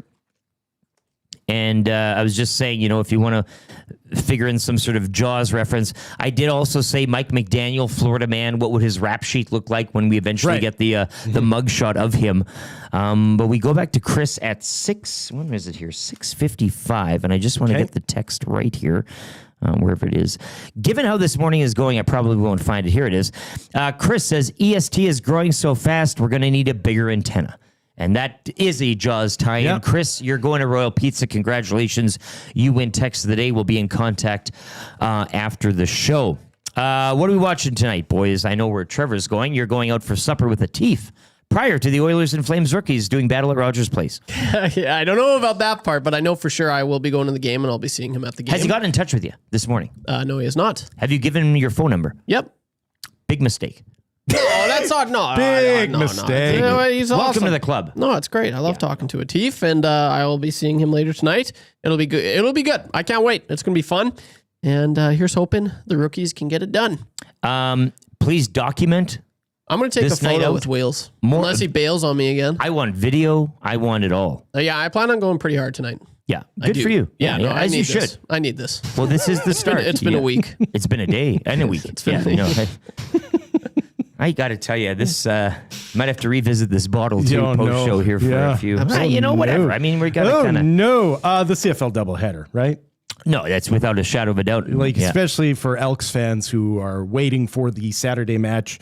2 games of consequence tonight in the CFL. Bombers, Ticats, Red Blacks, Lions. High consequence, and you're cheering for the Tabbies.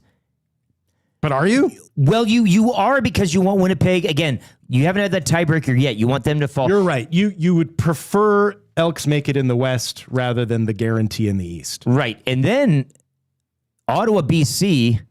Yeah. Which, again, right. Given the fact they've lost the season series already to the Lions. Yeah, but do you want Ottawa to win, or do you want BC?